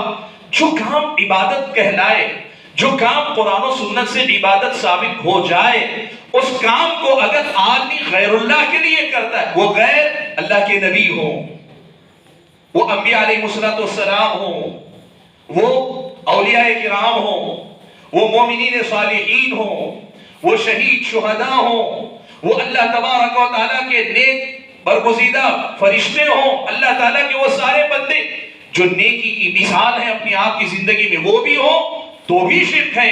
اور اگر کوئی ان سے نیچے آ کر اگر حقیر قسم کی مخلوقات کو، درخت کو، چرند کو، پرند کو، جانور کو، سانپ کو، بچھو کو، اگر ان کو اللہ تعالیٰ کے ساتھ جو معاملات ہونے چاہیے وہ اگر ان کو دیتا ہے، یہ تو اور زیادہ کھلا، اور بڑا معاملہ، اور کھلی گستاخی ہے۔ یہی اصل میں توحید ہے، یہی اصل میں اللہ کی عبادت ہے، اور اسی کا اللہ نے ہمیں حکم دیا۔ اللہ نے فرمایا وَمَا أُمِرُوا إِلَّا لِيَعْبُدُوا اللَّهَ مُخْلِصِينَ لَهُ الدِّينَ حُنَفَاءَ۔ کیا پیارا لفظ اللہ نے کہا، دیکھو اللہ نے کہا وَمَا أُمِرُوا إِلَّا لِيَعْبُدُوا اللَّهَ، ان کو حکم ہی اس بات کا دیا گیا تھا کہ وہ اللہ کی عبادت کریں، حنفاء۔ عربی زبان میں لفظ حنیف، حنفاء جمع ہے، حنیف کا معنی کیا معلوم ہے آپ کو؟ جو سب سے رخ موڑ کر یکسو ہو جائے، سب سے رخ پھیر کر ایک طرف ہو جائے۔ حنفاء کا مطلب کیا ہے؟ حنفاء کا مطلب وہ جو اپنے تمام معاملات میں ساری مخلوقات، ساری کائنات سے بے نیاز ہو کر سب سے کٹ کر اللہ تعالیٰ سے جڑ جانے والے ہوتے۔ اسی لیے اللہ تعالیٰ نے حضرت ابراہیم علیہ السلام کے بارے میں کیا کہا؟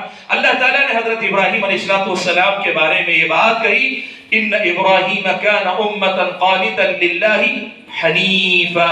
حضرت ابراہیم تمام قسم کے معبودوں سے رخ پھیر کر اللہ کی طرف یکسو ہونے والے تھے۔ یہ جو بات ہے اللہ کے نبی نے کہا بعثت بالحنیفیۃ السمحہ، مجھے جو دین دے کر بھیجا گیا ہے وہ دین بھی دین حنیفیت ہے، اور حنیفیت کا مطلب یہ کہ یہ اسی بنیاد پر قائم ہے کہ بندے سب سے رخ پھیر کر اللہ تعالیٰ کی طرف متوجہ ہو جائیں، ایک اللہ کی طرف متوجہ ہو جائیں۔ بلکہ اللہ تعالیٰ نے حدیث قدسی میں یہ بھی بیان فرمایا کہ انی خلقت عبادی کلہم حنفاء، اللہ نے فرمایا کہ میں نے اپنے سارے بندوں کو حنیف ہی پیدا کیا تھا۔ پیدا جب کیا تو سب کو موحد پیدا کیا تھا، وہ سب سے رخ پھیر کر اللہ کی طرف متوجہ ہونے والے تھے۔ فَجْتَالَتْهُمُ الشَّيَاطِينُ، لیکن بعد میں چل کر شیطانوں نے ان کو اچک لیا، شیطانوں نے انہیں اچک لیا۔ جیسے آج ہمارے سماج میں نا کبھی اولیاء کے احترام کے نام پہ، کبھی پیارے نبی صلی اللہ علیہ وسلم کے شان اور مقام کے نام پر، کبھی بزرگوں کی عظمت اور بڑائی کے نام پر، کبھی اولیاء کرام کی کرامتوں کے نام پر، کبھی کسی نام پر، لیکن ہوا کیا؟ جو کام تھا کہ یہ بندے اپنی ساری زندگی میں اللہ کی طرف یکسو تھے۔ کیسے یکسو؟ قرآن میں اللہ نے کہا قُلْ إِنَّ صَلَاتِي وَنُسُكِي وَمَحْيَايَ وَمَمَاتِي لِلَّهِ رَبِّ الْعَالَمِينَ لَا شَرِيكَ لَهُ وَبِذَلِكَ أُمِرْتُ۔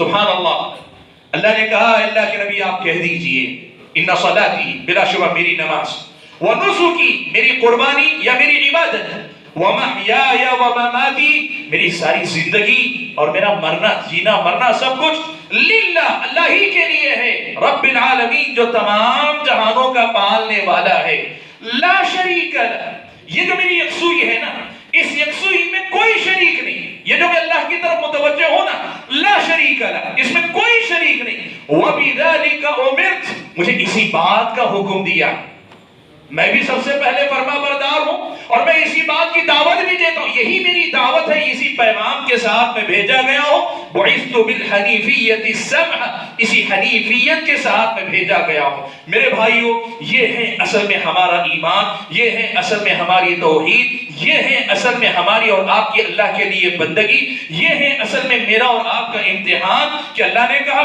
پیدا کیا تمہیں توحید پر، اب بس دیکھنا یہ ہے کہ مرتے ہو توحید پر کہ نہیں، یہ امتحان ہے۔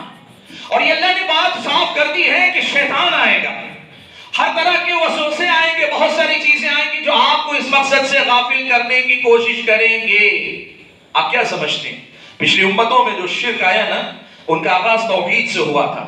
حضرت آدم علیہ السلام موحد ہیں، توحید کے امام ہیں، پہلے انسان ہیں، پہلے نبی ہیں، توحید کی بنیاد ہیں، لیکن بعد میں چل کے ان کی اولاد میں شرک آیا۔ حضرت نوح علیہ السلام کو اللہ نے بھیجا، نوح علیہ السلام نے توحید پر قوم کو قائم کیا، قوم کے اندر بعد میں چل کر تقریباً حضرت ابن عباس نے کہا 10 صدیوں کے بعد اللہ تعالیٰ نے یہ صورت پیدا کی کہ ان کے اندر بھی شرک آئے۔ حضرت ابراہیم علیہ السلام کی قوم، حضرت ابراہیم علیہ السلام کی قوم نے انکار کیا، لیکن آپ کی اپنی جو بنو اسماعیل اور حضرت اسحاق سے بنی اسرائیل، جو حضرت یعقوب سے بنی اسرائیل جو حضرت اسحاق کے بیٹے، تو یہ جو چلے نا، یہ بھی ابتدا میں اسی توحید پر تھے، بعد میں چل کر شرک ان کے اندر آیا۔ یہ وہی بات کہ اللہ نے ان کو حنیف پیدا کیا تھا، شیطانوں نے انہیں اچک لیا۔ اور آج آپ کو میں یہ بتاؤں، اللہ کے نبی صلی اللہ علیہ وسلم نے اس امت کے بارے میں بھی پیشن گوئی فرمائی۔ اللہ کے نبی نے فرمایا قیامت اس وقت تک قائم نہیں ہوگی جب تک قبیلہ دوس کی عورتیں دوبارہ ذوالخلاصہ کے اطراف چکر نہ لگانے لگ جائیں۔ ذوالخلاصہ قبیلہ دوس کا ایک بت تھا، عربوں کے ہر رواج تھا، ہر قبیلے کا ایک بت ہوتا تھا۔ ویسے وہ اللہ پر ایمان رکھتے تھے، لیکن اللہ کے ساتھ، اور یہ بات بتاؤں اللہ کے بعد، اللہ کے ساتھ اور اللہ کے بعد وہ مانتے تھے کہ ہمارا بھی ایک خدا ہے، ہمارا بھی ایک بت ہے، ہمارا بھی ایک شریک ہے۔ وہ یہ مانتے تھے۔ قبیلہ دوس کا بت تھا ذوالخلاصہ۔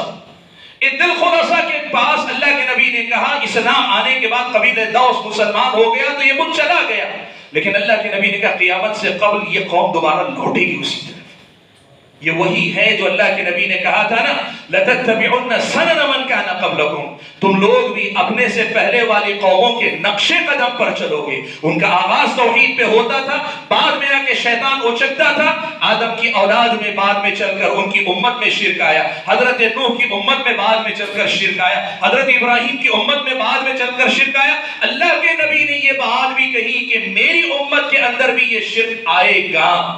میرے بھائیوں، آج میرا اپنا عنوان جو ہے، اس عنوان کی بنیاد اصل میں اسی پیغام کو دینا ہے کہ ایک بڑا اہم مسئلہ ہے جسے ہم دعا کہتے ہیں، جسے ہم دعا کہتے ہیں، اس دعا کے دروازے سے یہی شرک امت کے بہت سارے افراد کے اندر داخل ہوا۔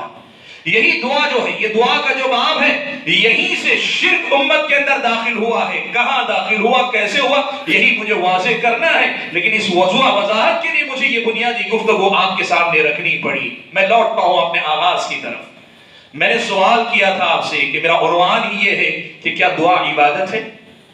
کیا دعا عبادت ہے؟ دیکھو، کوئی سوال اگر دینی سوال ہو، کوئی سوال اگر دین سے متعلق ہو، اس کا جواب اگر قرآن میں مل جائے، کہ اس سے بہتر کوئی جواب ہو سکتا ہے؟ کوئی سوال اگر آئے ہمارے سامنے دینی سوال، اس کا جواب اگر قرآن میں مل جائے، اس سے بہتر کوئی جواب ہو سکتا ہے؟ کسی سوال کا جواب اگر پیارے نبی صلی اللہ علیہ وسلم کے صاف الفاظ میں جواب مل جائے تو کیا پھر اس سے بہتر کوئی سوال، کوئی جواب ہو سکتا ہے؟ اور یہ بھی بتاؤ، اللہ تعالیٰ کے اس کلام میں، قرآن مجید کے اندر اگر جواب مل جائے، پھر کسی اور جواب کو تلاش کرنے کی ضرورت ہے؟ کیا پیارے نبی صلی اللہ علیہ وسلم کے الفاظ میں جواب مل جائے تو پھر کیا اس کا پھر اور جا کر جواب تلاش کرنے کی ضرورت ہے؟ نہیں۔ ایک مسلمان یہ چیز مانتا ہے۔ مسئلہ اصل میں کیا ہے؟ مسئلہ جیسا ہے ویسا قرآن و سنت کی روشنی میں پڑھنے کا سلیقہ ہمیں آنا چاہیے۔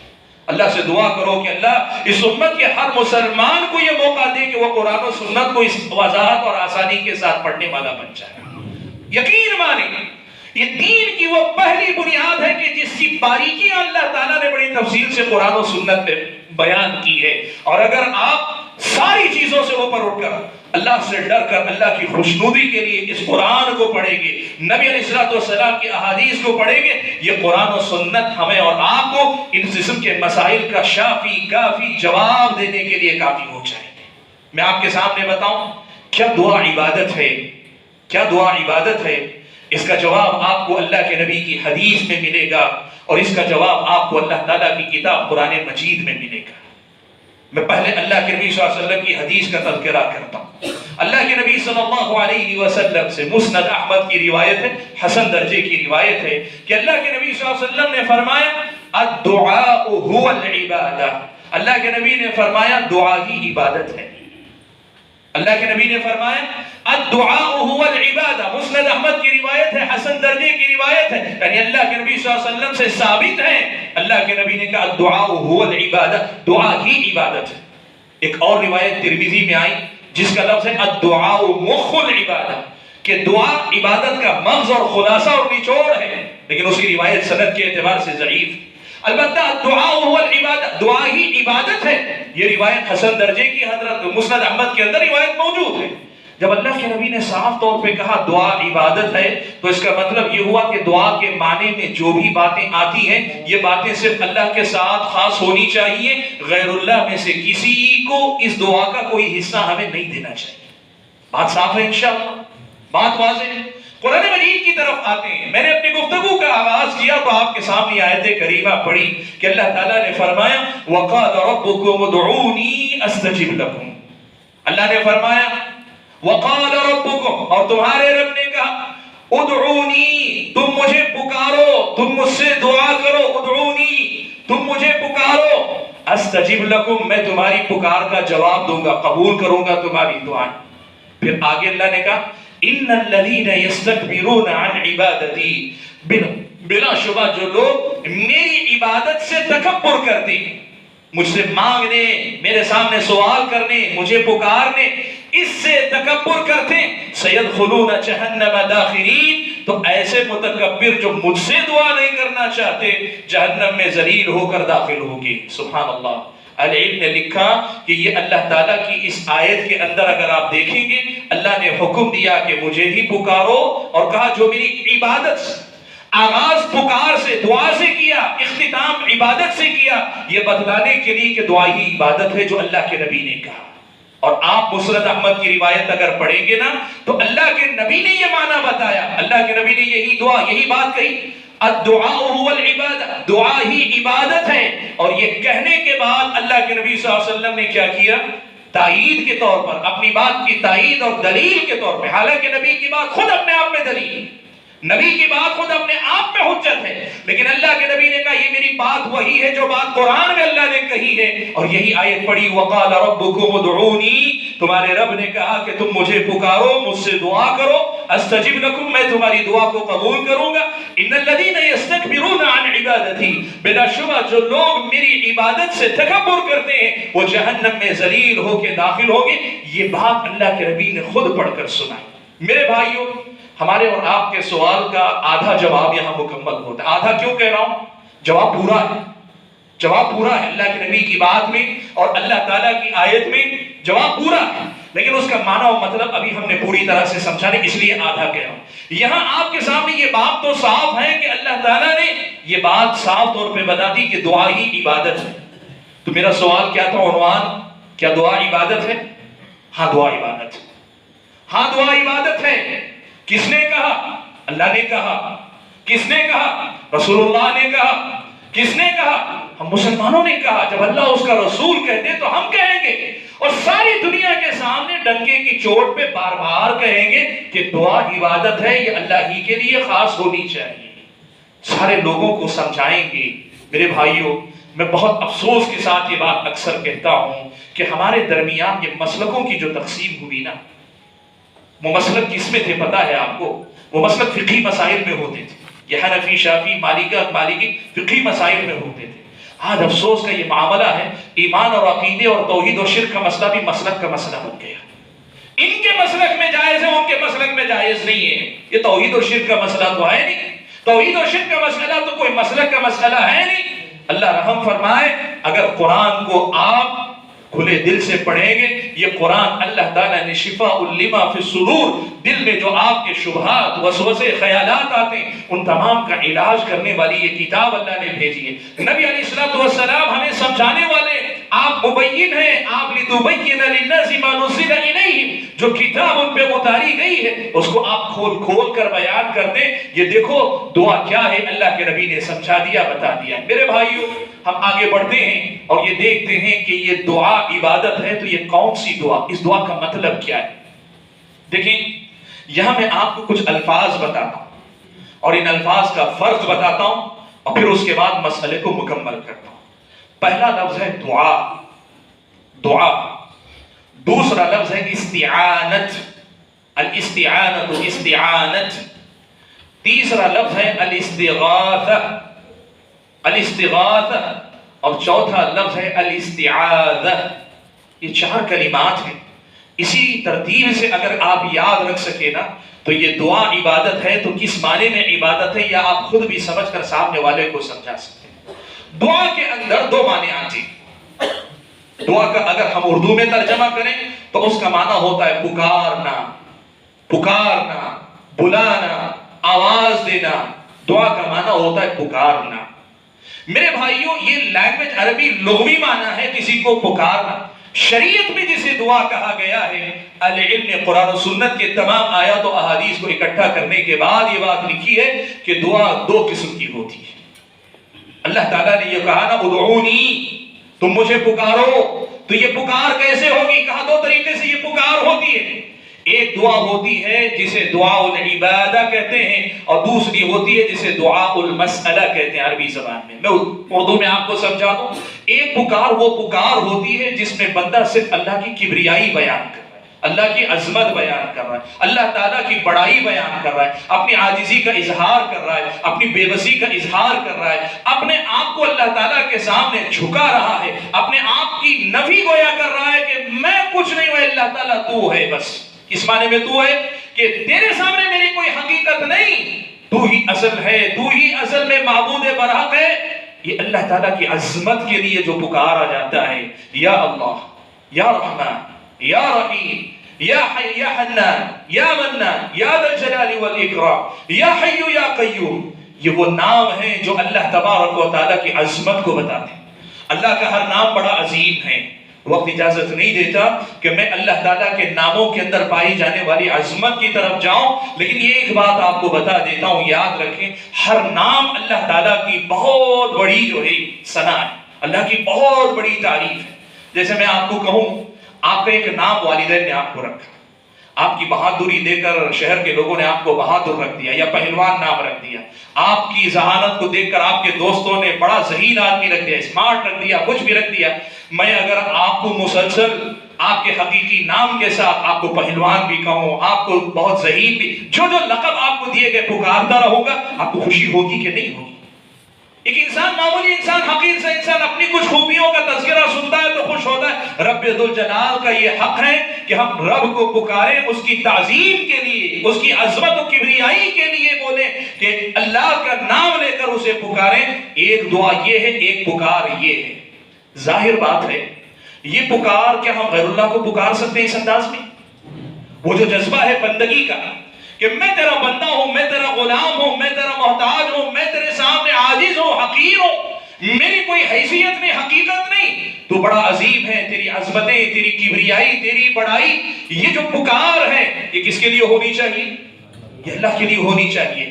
ایسا نام اگر میں غیر اللہ کا لوں، اگر میں کہوں یا رسول اللہ، اس معنی میں کہوں یا رسول اللہ، عظمت اور کبریائی کے اظہار کے لیے کہوں، تو یہ اللہ تبارک و تعالیٰ کو کیا جانے والا کام میں نے رسول اللہ کی طرف بھیج دیا۔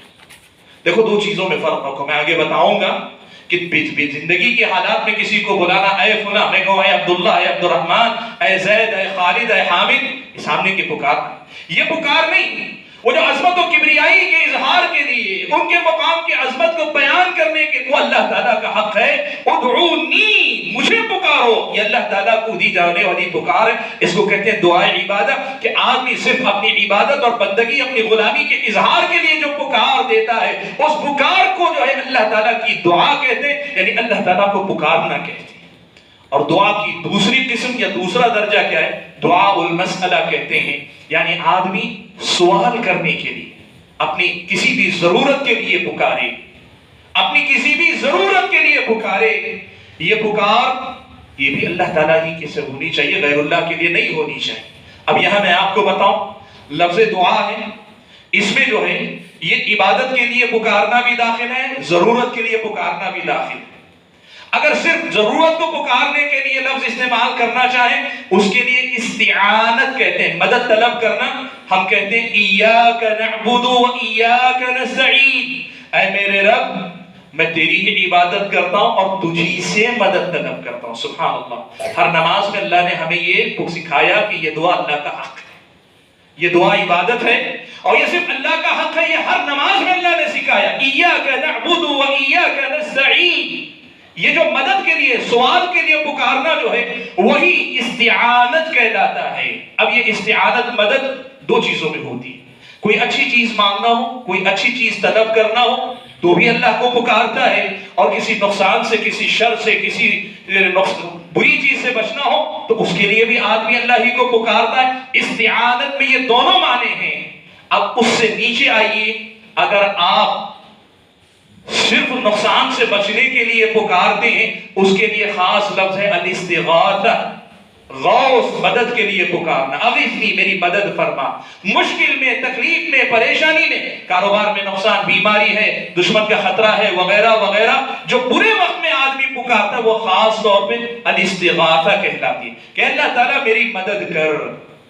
اور مدد کئی طرح سے ہو سکتی ہے، نقصان میں جو مدد ہوتی ہے وہ بھی کئی طریقے سے ہو سکتی ہے، اور اگر اس میں خاص قسم کی مدد کہ اللہ ہر شر سے بچا کے مجھے اپنی پناہ میں لے لے، تو اس کو ہم کہتے ہیں الاستعاذۃ، کہ اللہ کی پناہ مانگنا، اللہ کی پناہ مانگنا۔ آپ یہ بات قرآن میں پڑھ کر دیکھیں گے، دعا بھی اللہ کے لیے، استعانت بھی اللہ ہی کے لیے، استغاثہ، مدد مشکل وقت میں طلب کرنا، یہ بھی اللہ کے لیے۔ الاستعاذہ پناہ مانگنا یہ بھی اللہ ہی کے لیے خاص ہے. آپ اگر دیکھتے جائیں گے سارے کے سارے یہ معانی اللہ ہی کے لیے خاص ہیں. غیر اللہ کو ان میں سے کوئی معنی نہیں دیا جا سکتا. ان میں سے کوئی معنی غیر اللہ کو نہیں دیا جا سکتا. میں بڑی تیزی سے 2-4 آیتیں آپ کے سامنے پڑھ کر سنا دیتا ہوں. دعا کے لیے اللہ نے کہا وَقَالَ رَبُّكُمُ ادْعُونِي أَسْتَجِبْ لَكُمْ. تمہارے رب نے کہا مجھے کو پکارو. یہ دعا کی بھی دلیل ہے, استعانت کی بھی دلیل ہے, یہ استغاثہ کی بھی دلیل ہے, یہ استعاذہ کی بھی. اس لیے کہ ساری چیزیں دعا کی قسموں میں, دعا میں داخل ہیں یہ سارے معانی. لیکن اگر آپ الگ سے دیکھنا چاہیں اللہ تعالیٰ نے استعانت مدد طلب کرنے کے لیے اللہ کو پکارنا, اس کے بارے میں خاص طور پہ سورہ فاتحہ میں اللہ نے کہا إِيَّاكَ نَعْبُدُ وَإِيَّاكَ نَسْتَعِينُ. اور اللہ کے نبی صلی اللہ علیہ وسلم نے اپنی حدیث میں سمجھایا. حضرت ابن عباس رضی اللہ تعالیٰ عنہما کو اللہ کے نبی صلی اللہ علیہ وسلم نے اپنے جانور پر بٹھایا اور اللہ کے نبی نے کہا یا غلام انی اعلمک کلمات. اے بچے دیکھ میں تجھے کچھ کلمات سکھا رہا ہوں, یعنی کچھ بڑی اہم باتیں سکھا رہا ہوں. اور اس کے بعد اللہ کے نبی نے کہا احفظ اللہ یحفظ, احفظ اللہ تجدہ تجاہک.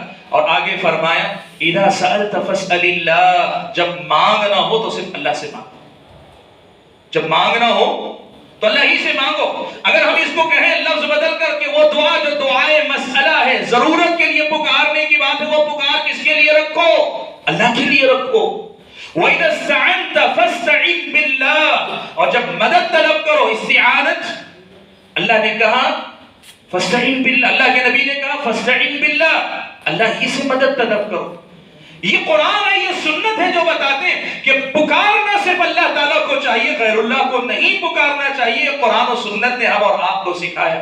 قرآن میں کتنی مرتبہ اللہ تعالیٰ نے کہا وَإِمَّا يَنزَغَنَّكَ مِنَ الشَّيْطَانِ نَزْغٌ فَاسْتَعِذْ بِاللَّهِ. اگر شیطان آ کر کوئی کچوکے لگائے, کچھ آپ کو پریشان, کیا کریں گے؟ پناہ مانگیں گے. کس کی پناہ مانگیں گے؟ باللہ. فَاسْتَعِذْ بِاللَّهِ, اللہ کی پناہ مانگو. یہاں کوئی نہیں جو مجھ کو اور آپ کو پناہ دے, یہاں کوئی نہیں جو ہم اور آپ کو پناہ دے. دعائے قنوت آپ پڑھتے ہیں, دعائے قنوت آپ پڑھتے ہیں. دعائے قنوت کے الفاظ کیا ہیں؟ دعائے قنوت کے الفاظ کیا ہیں؟ اللہ تعالیٰ نے اس میں ایک لفظ کہا لا منجا منک الا الیک. اللہ نے اتنا بڑا مسئلہ اس کے اندر حل کر دیا. کہا اللہ تعالیٰ کبھی تجھ سے ڈرتے ہیں, ہم نے گناہ کیا ہے, ہم گنہگار ہیں, پریشان, ہم نے بہت کچھ تیری نافرمانی کی, تجھ سے ڈرتے ہیں تب بھی تیری ہی پاس آ کے ہم پناہ دیتے ہیں. لا منجا منک الا الیک, تجھ سے نجات پانے کے لیے کہیں اور جا نہیں سکتے, تیرے ہی پاس آتے ہیں. اور دوسروں کے پاس سے نجات پانے کے لیے بھی اسی کے پاس آتے ہیں. اور تجھ سے ڈر ہے کہ ہم نے بڑے گناہ کیے, تو سزا دے گا, ہم حقدار, ہمیں سزا ملنی چاہیے, تب بھی ہم تیری ہی طرف آئیں گے, کسی اور کی طرف نہیں آئیں گے. یہی تو اللہ تعالیٰ نے سکھایا. آپ اعوذ باللہ بچپن سے بچے کو پڑھاتے ہیں. کیا پڑھاتے ہیں آپ بچے کو؟ کیا پڑھاتے ہیں؟ قل اعوذ باللہ, اعوذ باللہ من الشیطان الرجیم آپ کہتے ہیں. آپ معوذتین پڑھتے ہیں, قل اعوذ برب الفلق. آپ پڑھاتے ہیں قل اعوذ برب الناس. آپ یہی تو پڑھاتے ہیں کہ پناہ کہاں ملتی ہے. میں آپ کو بتاؤں, اسی کو تعویذ کہتے ہیں. اسی کو تعویذ کہتے ہیں. تعویذ معنی کیا ہے؟ کسی کی پناہ میں اپنے آپ کو دینا. یہ جو آپ تعویذ دائیں بائیں اوپر نیچے باندھتے ہیں نا, لفظ تعویذ کا معنی کیا ہے؟ اپنے آپ کو کسی کی پناہ میں دینا.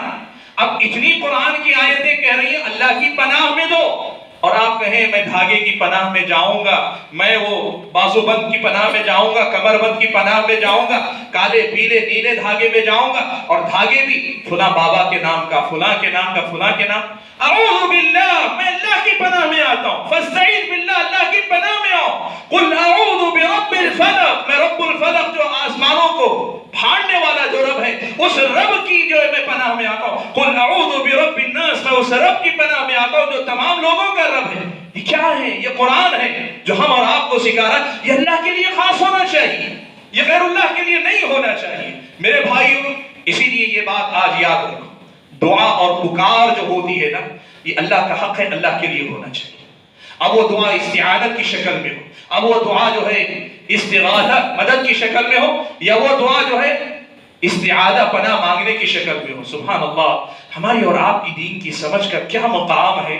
ہم نے اللہ کے نیک بندوں کا نام بھی رکھا تو غوث نام رکھا.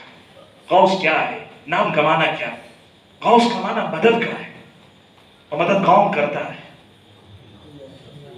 اللہ نے کہا، میں اور آپ نہ کہیں، اللہ نے اَمَّن يُجِيبُ الْمُضْطَرَّ إِذَا دَعَاهُ وَيَكْشِفُ السُّوءَ، ہے کوئی جو کسی پریشان حال کی پریشانی کے اس کی پکار کا جواب دے اور اس کی تکلیف کو دور کرے؟ ہے کوئی؟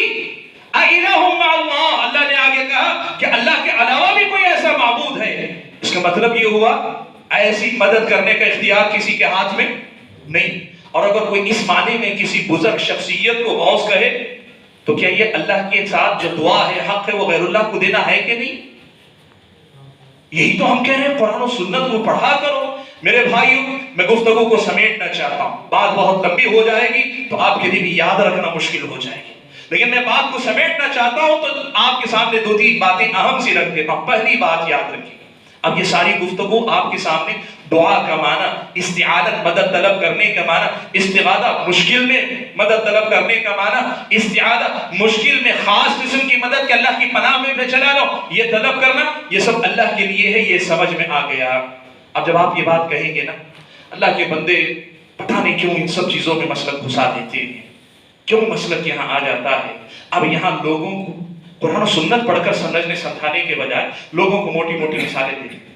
اچھا یہ بتاؤ، تم ابو سے نہیں مانگتے مجھے 10 روپیہ چاہیے؟ تم اپنے ابو سے نہیں مانگتے 10 روپیہ چاہیے؟ تو تم بھی مشرک ہوئے کہ تم اپنے ابو سے مانگ رہے ہو، اللہ سے مانگنے والا ابو سے مانگتے ہو۔ اچھا یہ بتاؤ، بیمار ہو گئے، ڈاکٹر کو فون کر کے بلاتے ہو کہ نہیں بلاتے ہو؟ ڈاکٹر کو فون کر کے بلاتے ہو، مشرک ہو گئے، غیر اللہ سے مدد طلب کر رہے ہو۔ بھائیو، یہ مثالیں قرآن ہے، سنت ہے، یہ اللہ کی کتاب ہے، یہ نبی علیہ السلام کی سنت ہے، یہ قرآن کے الفاظ ہیں، حدیث کے الفاظ ہیں، یہ صحابہ تابعین کے اقوال ہیں، یہ ہمارے اور آپ کے ذہن کی اپج ہے۔ میں یہ بھی مسئلہ آپ کے سامنے سمجھا دیتا ہوں۔ دیکھو، اہل علم نے لکھا ہے کہ اس دنیا کے اندر انسان کو اللہ تعالیٰ نے جو چیزیں دی ہیں وہ 2 حصوں میں بٹتی ہیں۔ ایک حصہ وہ ہے جس کا مالک جو صرف اللہ تعالیٰ کے پاس ہے، کسی اور کے پاس نہیں، اور کچھ چیزیں ہیں جو اللہ تعالیٰ نے انسانوں کے ہاتھ میں رکھی۔ میرا خرچ کا ذریعہ اللہ نے باپ کو بنا کر مجھے پیدا کیا، میری روٹی کا راستہ ادھر سے اللہ نے رکھا۔ ڈاکٹر کے پاس اللہ نے شفا اللہ کے ہاتھ میں، ڈاکٹر کے ہاتھ میں نہیں۔ اسی لیے یہ عقیدے کا بڑا مسئلہ ہے کہ دوا کھا کر بھی دوا پہ بھروسہ نہیں، اللہ پہ بھروسہ کرو۔ وہ راستہ وسیلہ اللہ تعالیٰ نے دنیا کے اندر بنایا ہے، تو اللہ تبارک و تعالیٰ نے کہ اہل علم نے لکھا، پورے مسئلے کو سمیٹ کر دیکھو، اگر پکارتے ہو نا، وہ شخص باحیات ہو، حاضر یعنی موجود ہو سامنے، یا موجود ہونے کے حکم میں ہو، جیسے دور ہے لیکن فون کے ذریعے آپ پہنچ سکتے ہیں، حاضر کے حکم میں۔ اور تیسری چیز یہ کہ جو چیز آپ اس سے مانگ رہے ہیں اس کے اختیار میں ہو، تو ایسی چیز کے لیے اسے پکارنا یہ جو ہے اس دعا میں شامل نہیں ہے۔ زندہ ہے، حاضر موجود ہے یا موجود رہنے کے حکم میں ہے، اور وہ شخص جو چیز اس سے مانگی جا رہی وہ دینے پہ قدرت رکھتا ہے، اس کے اختیار میں۔ اب آپ کسی باپ سے پوچھیں گے، اے ابو جان میرے گھر میں اولاد دے دو، والد کے ہاتھ میں ہے؟ اے میرے فلاں میں جو اولاد دے دو، کیا وہ تو اللہ کے ہاتھ میں۔ لیکن آپ ابو سے پوچھیں گے، ابو جب خرچ کے لیے پیسہ نہیں، آپ مجھے دو، کیوں؟ ان کے اختیار میں اللہ نے دیا ہے۔ یہ مسئلہ آپ سمجھیں کہ اگر آپ کسی زندہ انسان سے جو موجود ہے یا موجود ہونے کے حکم میں ہے، اس سے وہ چیز طلب کرتے ہیں جو اس کے اختیار میں ہے، تو یہ بلانا، یہ پکارنا، یہ اللہ کی پکار میں نہیں ہے، یہ اللہ کی پکار میں نہیں ہے۔ اور ان مثالوں کو لے جا کر اس کے برابر کرنا، یہ لوگوں کو جو ہے اصل میں مس گائیڈ کرنا ہے۔ یہ 2 الگ مسئلے ہیں، ایک سیدھا سا انسان بھی اچھی سے سمجھ سکتا ہے، اس مسئلے کو لے جا کر اس مسئلے کی دلیل بنانا یہ مس گائیڈ کرنے والی بات ہے۔ اور میں آپ کو بتاؤں، یہی سے اصل میں مسائل پیدا کرنے کے لیے کہ جو چیز اللہ تعالیٰ ہی کی ہے وہ بھی غیر اللہ سے مانگی جا سکتی، یعنی دعا کو غیر اللہ کی طرف پھیرنے کے لیے یہاں کیا کرتے ہیں پتہ ہے؟ اولیاء اپنی قبروں میں زندہ ہیں، شہداء اپنی قبروں میں زندہ ہیں، اس مسئلے کو اچھالتے کہتے ہیں کہ سب زندہ ہیں، تاکہ آپ کی جو بات میں نے کہی نا، جن سے مدد طلب کر رہے ہیں وہ زندہ، کہتے ہیں وہ بھی تو قبروں میں زندہ ہے۔ یاد رکھو میرے بھائی، اس دنیا میں جیسے سارے انسان زندہ ہیں نا، مرنے کے بعد بھی سارے انسان زندہ ہیں۔ آپ تعجب مت کریں، لیکن وہ زندگی کون سی ہے؟ وہ برزخ کی زندگی ہے۔ اس دنیا کی زندگی جیسی زندگی نہیں، ورنہ یہ کتنا بڑا ظلم ہوگا کہ پیارے نبی صلی اللہ علیہ وسلم کو اس دنیا میں ہمارے درمیان رکھنے کے بجائے لے جا کے ہم نے دفن کر دیا. کتنا بڑا ظلم ہوگا اگر وہ زندگی یہ زندگی ایک ہی آپ کہتے ہیں. میرے بھائیوں بات بہت دور جائے گی. میں بتانا چاہتا ہوں کہ صرف اس لیے کہ یہ دروازہ کھولا جائے کہ غیر اللہ سے بھی مانگا جا سکتا ہے, غیر اللہ کو بھی پکارا جا سکتا ہے, اس کے لیے اس مسئلے کو اچھالا جاتا ہے کہ شہداء کو اللہ نے زندہ کہا, اللہ نے انبیاء کے بارے میں کہا وہ اپنی قبروں میں زندہ ہیں, نماز پڑھ رہے ہیں. پیارے نبی صلی اللہ علیہ وسلم کی زندگی کے مسئلے کو وہ کیوں چاہتے ہیں؟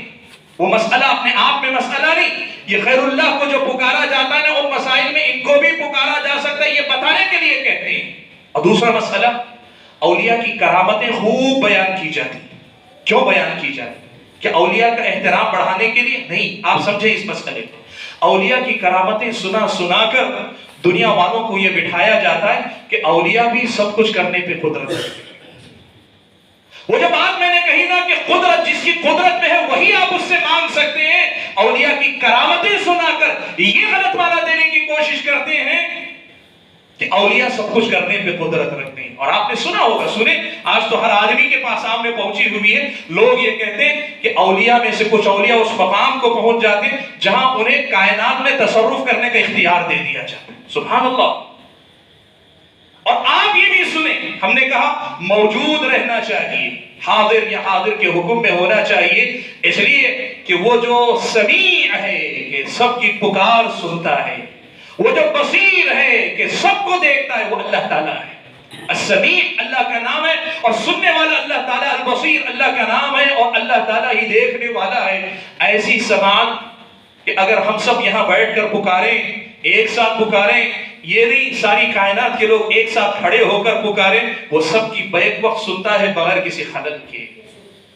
آج کیا یہ سچ نہیں ہے کہ اولیاء کی کرامت اور عظمت کے نام پر یہی سماعتیں اولیاء کو دی جا رہی ہیں؟ ہو رہا ہے کہ نہیں ہو رہا ہے؟ اللہ تعالیٰ بصیر ہے, سب کچھ دیکھتا ہے. یہ فاصلے, یہ دیواریں, رکاوٹیں, یہ اندھیرے اجالے, یہ سب ہمارے لیے معنی رکھتے ہیں, اللہ کے لیے نہیں. اور اگر کسی ولی کو, کسی بزرگ کو, کسی نبی کو ایسا دیکھنے والا مان لے تو یہ اللہ تعالیٰ کی بصارت غیر اللہ کو دینے والی بات ہے کہ نہیں؟ یہ وہی ہے. یہ سب کیوں کیا جا رہا ہے؟ صرف اس لیے کہ وہ جو دعا ہے, جو عبادت والی ہے, جو سوال اور حاجت مندی والی دعا ہے, اس دعا کو لا کر یہاں ان کے لیے غیر اللہ سے جوڑا جائے. یہ اصل میں سارا مسئلہ ہے. میرے بھائیوں, بات کو میں سمیٹ کر یہاں آتا ہوں, یہ کہتا ہوں کہ دعا عبادت ہے, اور عبادت صرف اللہ کی ہونی چاہیے. تو وہ پکار جو دعائے عبادت ہے, وہ پکار جو دعائے مسئلہ ہے, یہ صرف اللہ تعالیٰ کے لیے خاص ہونی چاہیے. آخری 2 منٹ اور مجھے دے دیا, 2 منٹ اور دے دیں. میرے بھائیوں, اگر یہ دعا اللہ تعالیٰ کی عبادت ہے, اور جیسے اللہ کے نبی نے کہا دعا هو العبادہ, تو اللہ تعالیٰ کو خوب پکارا کرو, اللہ تعالیٰ کو خوب پکارا کرو. آپ کی زندگی میں ضرورتیں ہیں. کوئی کہتا ہے میری زندگی میں کسی چیز کی ضرورت نہیں ہے. آپ میں سے کوئی ہے کہ میری زندگی میں سب کچھ ہے, مجھے سب کچھ حاصل ہے اور مجھے کسی خطرے کا امکان نہیں؟ ایسا بھی کوئی انسان ہے؟ اگر ہے تو اس کو بھی, اگر دعائے مسئلہ نہیں, تمہارے پاس حاجت نہیں ہے, اللہ کی عظمت و کبریائی کا اظہار تمہارا وقت میں حکم دیا گیا ہے. پکارو, خوب پکارو اللہ تعالیٰ کو, مانگو اللہ تعالیٰ سے. اس لیے کہ قرآن ہمیں اور آپ کو بتاتا ہے کہ ضرورت مند اللہ نے بنایا. کیسے اللہ نے کہا یا ایھا الناس انتم الفقراء الی اللہ, اے لوگوں تم اللہ تعالیٰ کے محتاج, تم محتاج ہو, فقیر ہو. واللہ هو الغنی الحمید, بے نیاز تو اللہ تعالیٰ ہے جو قابل تعریف ہے. تم سب محتاج ہو. دنیا کا بڑے سے بڑا بادشاہ اور حکمران بھی اللہ کا محتاج ہے, اور دنیا کا فقیر سے فقیر بھی اللہ کا محتاج ہے. تو پکارو اللہ تعالیٰ, اللہ کو پکارو, آواز دو. وقال ربکم ادعونی استجب لکم, تمہارے رب نے حکم دیا کہ تم پکارو مجھے, میں تمہاری پکار کو سنوں گا. ان الذین یستکبرون عن عبادتی, جو مجھے پکارنا نہیں چاہتے یا نہیں پکارتے, تکبر کرتے ہیں, سمجھتے ہیں کہ مجھے ضرورت نہیں. یستکبرون, اللہ نے کہا سیدخلون جہنم داخرین, جہنم میں بڑے ذلیل و رسوا ہو کے داخل کیے جاؤ گے. اللہ کے نبی صلی اللہ علیہ وسلم نے اسی لیے فرمایا, ترمذی کی روایت ہے, اللہ کے نبی نے فرمایا من لم يسأل اللہ یغضب علیہ, اللہ تعالیٰ سے اگر نہیں مانگو گے تو اللہ تعالیٰ غصہ ہوتا ہے. سبحان اللہ. اہل علم لکھا کرتے ہیں اللہ اور بندوں کا یہی فرق ہے کہ بندوں سے مانگو تو ناراض ہوتے ہیں، رب کا معاملہ ہے کہ رب سے نہ مانگو تو رب ناراض ہوتا ہے۔ اس لیے خوب پکارا کرو، اللہ ہی کو پکارا کرو، اور جب یہ عادت آ جائے گی اپنے تمام معاملات میں اللہ ہی کو پکارنے والے ہو جاؤ گے، یہ غیر اللہ کی طرف تمہاری توجہ پھر کبھی نہیں جائے گی۔ اور اگر کوئی انسان ایسا ہے جو سمجھتا ہے کہ مجھے اپنی حاجتوں کے لیے پکارنے کی ضرورت نہیں، اس کو بھی اور وہ بھی جن کو حاجتیں ہیں، دونوں کو چاہیے کہ سوال کی ضرورت کی، حاجت کی جو پکار ہے اس کے ساتھ اللہ کی کبریائی، عظمت، اس کی بڑائی اور اس کی بزرگی کے اظہار کے لیے بھی اللہ کو پکاریں۔ یا حنان، یا منان، یا حی یا قیوم، یا ذا الجلال والاکرام۔ اللہ نے فرمایا وَلِلَّهِ الْأَسْمَاءُ الْحُسْنَى فَادْعُوهُ بِهَا۔ اللہ نے فرمایا کہ اللہ تعالیٰ کے بڑے پاکیزہ نام ہیں، فَادْعُوهُ بِهَا، انہی ناموں کے ذریعے اللہ تعالیٰ کو پکارا کرو۔ میرے بھائیوں پکارا کرو، پکارا کرو، اللہ کے سامنے گڑ گڑاؤ، اللہ کے ناموں کو یاد کرو۔ اللہ کے نبی صلی اللہ علیہ وسلم نے یہاں تک فرمایا إِنَّ لِلَّهِ 99 اسما 100 إلا واحدة من أحصاها دخل الجنہ۔ اللہ تعالیٰ کے 99 نام ہیں، 100 کم ایک کم 100 ہیں، اللہ کے نام 100 سے زیادہ ہیں۔ لیکن اس حدیث میں اللہ کے نبی نے جو بات کہی وہ یہ کہ اللہ کے ناموں میں ایک کم 100 نام یعنی 99 نام ایسے ہیں، من احصاها دخل الجنہ، جو ان ناموں کو یاد کرے گا، ان کے معنی کو سمجھے گا، ان کو اپنی عبادتوں میں استعمال کرے گا، ان کے تقاضوں کو پورا کرے گا، دخل الجنہ، وہ جنت میں جائے گا۔ سبحان اللہ، پکارو اللہ کو، اللہ کو پکارو کہ یہ پکار میری اور آپ کی دنیا اور آخرت سنوار دے گی، مجھ کو اور آپ کو دنیا اور آخرت میں کامیابی اور کامرانی سے ہمکنار کرے گی۔ حاضرین گرامی، آج جو بات مجھے آپ سامعین کے سامنے ذکر کرنی تھی وہ یہی بات تھی کہ دعا عبادت ہے، دعا عبادت ہے، اس لیے اس عبادت کو اللہ کے ساتھ خاص رکھو اور ساتھ میں خوب یہ عبادت اللہ تعالیٰ کے لیے انجام دینے کی کوشش کرو۔ اللہ سے دعا ہے کہ اللہ تعالیٰ مجھے، آپ سبھی حضرات کو، تمام خواتین کو، ہم اور آپ میں سے تمام کو خود سمجھ کر اپنے بھائیوں کو، اپنے پڑوسیوں کو، اپنے مسلمانوں کو، حتیٰ کہ اس ملک کی جو غیر مسلم ہیں ان کو بھی اللہ تعالیٰ کا صحیح تعارف کروانے کی توفیق عطا فرمائے، اللہ سے صحیح رشتہ جوڑنے کی توفیق عطا فرمائے، اللہ تبارک و تعالیٰ دین کی یہ باتیں سمجھنے کی توفیق عطا فرمائے، اور جو باتیں سمجھ میں آتی ہیں ان باتوں کو اپنی زندگی میں پوری طریقے سے اپنانے کی توفیق عطا فرمائے۔ آمین وآخر دعوانا ان الحمدللہ رب العالمین۔ حاضرین گرامی، میں اپنی گفتگو کے اختتام پر یادگیر شہر کے آپ کے وہ تمام ذمہ دار حضرات جنہوں نے شیخ عبدالقدیر عمری حفظہ اللہ اور مجھ کو دونوں کو مدعو کیا اور آپ کے سامنے اس کا موقع دیا کہ اللہ اور رسول کی کچھ باتیں، قرآن و سنت کی کچھ باتیں رکھیں، ان کا شکریہ ادا کرتا ہوں اور ان کے حق میں اور ہم سب کے حق میں دعا کرتا ہوں اور اپنے حق میں بھی کہ اللہ تعالی ہم اور آپ کو جس طرح آج اللہ کا دین سمجھنے کے لیے محبت اپنائیت کے ساتھ بیٹھے ہیں، ایسے ہی اللہ تعالی جنت میں اکٹھا ہو کر اللہ تبارک و تعالی کی بات سننے کی ہم کو اللہ تعالی سعادت نصیب فرمائے۔ آمین وآخر دعوانا ان الحمدللہ رب العالمین، والسلام علیکم ورحمۃ اللہ وبرکاتہ۔